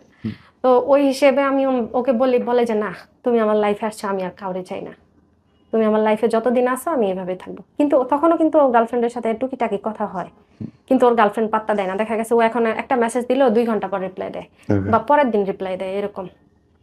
তো আমি বললাম যে দাও ঠিক করে দিই, বলে না তুমি আসো, আমার আর কিছু লাগবো না, আমি তোমার পাইলেই হ্যাপি। তখন আমি বললাম দেখো লাইফে 2টা মানুষ রাখা যায় না, 2টা নারী রাখা যায় না, দেখা গেছে আমার জন্য ওর প্রবলেম হতে পারে বা তোমার জন্য আমার প্রবলেম হতে পারে। তখন ও বললো যে শোনো, দুনিয়া একদিকে তুমি একদিকে, তোমার ছাড়া আমি কিছুই বুঝি না, তুমি থাকলেই হবে, কে থাকলো না থাকলো দেখার বিষয় না। পর আমি বললাম যে আচ্ছা আমি একটা প্রশ্ন করি, তুমি কি আমাকে ভালোবাসো? তুমি তো সব জানো। পর আমি বলছি দেখো কখনো কারো মনের খবর কিন্তু জানা যায় না, তুমি যদি নিজে থেকে না বলো আমি কিন্তু কখনোই জানবো না। তখন ও বললো যে হুম। তখন বলে যে আচ্ছা আমরা বিয়ে করি। পর আমি বললাম যে কিভাবে? কবুল বলো। হাসবো না কান্না করবো বুঝতেছি না। বলে কবুল বলো। পর আমি বললাম কেন? আমি মানে একটু মানে বিরক্ত বোধ করতেছিলাম যে অনলাইনে বিয়ে, মজা করো তুমি আমার সাথে, মানে মনে মনে ভাবতেছি মজা করো আমার সাথে। বলে সত্যি বিশ্বাস করো আমি তোমাকে বিয়ে করবো। পরে আমাকে বলে যে বলো কবুল বলো। তখন আমি রাগে বলছি তুই বল। তখন ও বলতেছে কবুল কবুল কবুল। পরে আমি বলছি সাক্ষী কে? কয় আল্লাহ। তখন আমি বলছি আল্লাহ সাক্ষী, যখন ডিভোর্স দিবি তখন কে সাক্ষী থাকবে, মানে এরকম করে বলতেছে। তখন বলে যে না, ডিভোর্স দেওয়ার কোনো প্রশ্নই ওঠে না, তোর আমি বিয়ে করবো, এরকম করে বলতেছে। তখন আমি বললাম যে শোনো, তুমি প্রতিষ্ঠিত হও, নিজের কিছু করো, তারপর আমরা বিয়ে করি। গেল জানুয়ারিতে আমাদের বিয়ে করার কথা ছিল। তখন ও আমাকে বললো যে হ্যাঁ কিছু করব, কিন্তু কথা হচ্ছে ওরকম তো কোনো অপশন নাই। তখন হচ্ছে এমন দিন গেছে ভাইয়া যে ওর হাত খরচ আমি চালাইছি, ওরে ওরে ফোনে টাকা দিছি, তারপর ওর হচ্ছে কি লাগবে দেখা গেছে মাঝে মধ্যে একটা ঘড়ি কিনে দিছি, মাঝে মধ্যে একটা যে প্রথম দেখাতে ওর একটা ঘড়ি গিফট করি আমি। প্রথমবার যখন ওর সাথে আমার দেখা হয়, ও আমাকে দেখে বলে যে আমি ভাবছিলাম হয়তো তোমার যে বয়স, হয়তো দেখে ভাবছিলাম যে হয়তো তুমি মানে একটু বয়স্ক বয়স্ক দেখা যাবে, কিন্তু তখন ভাই আর একটু ছিলাম, তখন টেনশন ছিল না, ওর সাথে একটু প্রেমে পড়লে তো মানুষ এমনি সুন্দর হয়ে যায়। ইহা সঠিক, প্রেমে বললে মানুষ হ্যাঁ। সুন্দর হয়। তখন মানে ও আমাকে দেখে বলতেছে, তোমার তো আমি দেখি ক্রাশ খাইছি, আসলেই বাস্তব ক্রাশ খাইছি। তোমাকে তো দেখে কোনো বোঝার উপায় নাই যে আসলে তোমার কোথায় দেখা বয়স হয় এত। প্রথম? প্রথম দেখা হয় আমাদের একটা মার্কেটে, আচ্ছা। সুবাস্তু মার্কেটে, হুম। শাহজাদপুরের ওদিকে। তখন ও আমাকে দেখে, ও রাস্তার ওপারে ছিল, আমি ওকে দেখে মানে যেহেতু ওর পিক দেখছি আমি চিনতে পারছি। ওই পার থেকে ওর হাতটা যখন ধরে আমি পার করে আনি, হাত ধরার পর ও মানে এমন নার্ভাস হয়ে গেছে, জীবনের ফার্স্ট, মানে ও গাড়ির নিচে পা দিতে গেছে, আমি ওর হাত দিয়ে টাই না মানে সরে আনছি। ও কি আপনার চেয়ে ছোট ছিল বয়সে? হ্যাঁ, বয়সে কত ছোট বছর ছিল। বয়সে ছোট? ভাইয়া এটা হচ্ছে অনেক গ্যাপ, 10 বছর 11 বছরের গ্যাপ। মানে আপনার হচ্ছে এখন 31, ওর হচ্ছে 21। হ্যাঁ, আচ্ছা, এরকম। ওকে। জি। তারপরে হচ্ছে এরকমই প্রেম চলতে থাকে, ভালোই দিনকাল চলে।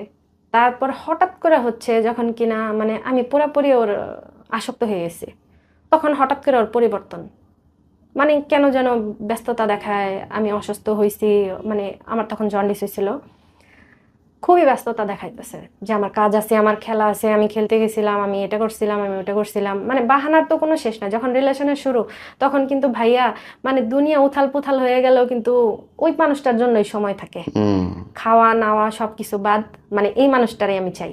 কিন্তু যখন কিনা বুঝতে পারে যে এই মানুষটা আমার প্রতি আকৃষ্ট হয়ে গেছে, তখন কিন্তু আর সময় থাকে না। ট্রু। ওকে, এই এই ওর সাথে যখন প্রেম হচ্ছে, এই দেখা হয়েছে কয়বার টোটাল আপনাদের? টোটাল দেখা হয়েছে, প্রথম দেখা হয়েছিল 1 বছর 2 বছর আগে, তারপর হচ্ছে কিছু মাস পরে আবার আসছিল, এইভাবে ও মানে কই মোট থাকতো? 5-6 বার দেখা হয়েছে, মাস 3 আগেও দেখা হয়েছে। থাকতো কোথায়? ও হচ্ছে রংপুর থাকতো। রংপুর থেকে এসে দেখা করতো? হ্যাঁ, এমনও গেছে ভাইয়া যে ওর গাড়ি ভাড়া বা ওই যে ও পাঠাও করে আসছে, ওর এটাও আমি ভাড়া দিছি ওর। এই যে আপনাদের দেখা হলো, আপনাদের কি কখনো শারীরিক সম্পর্ক হয়েছে? এটা ভাইয়া এটাই মেন প্রবলেম, আমি এটা আর কি, কি রকম প্রবলেম? ওর সাথে দেখা হওয়ার পরে ওরকম সম্পর্ক হয় নাই, কিন্তু মানে আমাদের আর কি টাচিং টাচিং কিছু হয়েছে আর কি। আচ্ছা, স্পর্শজনিত। হ্যাঁ, রাস্তায়, রিক্সায়? না, কোথায়? রেস্টুরেন্টে। আচ্ছা, ওকে। রেস্টুরেন্টে প্রথমবার দেখা হয়েছে, ওরকম হয় নাই।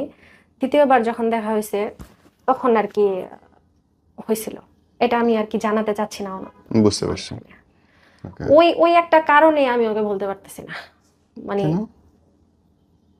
মানে আমার লাইফে আমি বিয়ে হয়েছে 16 বছর, কিন্তু কোনো পুরুষের যে একটা একটা ওইটা আমি আর কি করতে পারি না এখনো পর্যন্ত, ওরে ছাড়া। ওর মাধ্যমে যেটা পাইছি আমি, মানে ওর টাচটাও আমার ভাল লাগে, ওর কথা বলার ধরনও ভাল লাগে, ওর সবকিছুই ভাল লাগে। এটা আমি এর থেকে সুন্দর কেউ যদি আমার সামনে দাঁড়ায় থাকে বা এর থেকে ভালো কেউ দাঁড়ায় থাকে, আমার ওরকম আসে না, ফিল আসে না। ওর ওর ভালোবাসা চলতেছে, এর মধ্যে বদলটা হইলো কখন গিয়ে ওর? বদলটা হলো 1 বছর পরে, ওই যে একটা মেয়ের সাথে ওর সম্পর্ক জড়ায় গেল, ওর বোন বলল, বোনের সাথে ডেটিং এ গেল, তখন আমি ওর বোনের সাথে ডেটিং এ গেল? হ্যাঁ, ও বোন বলে পরিচয় দেয়।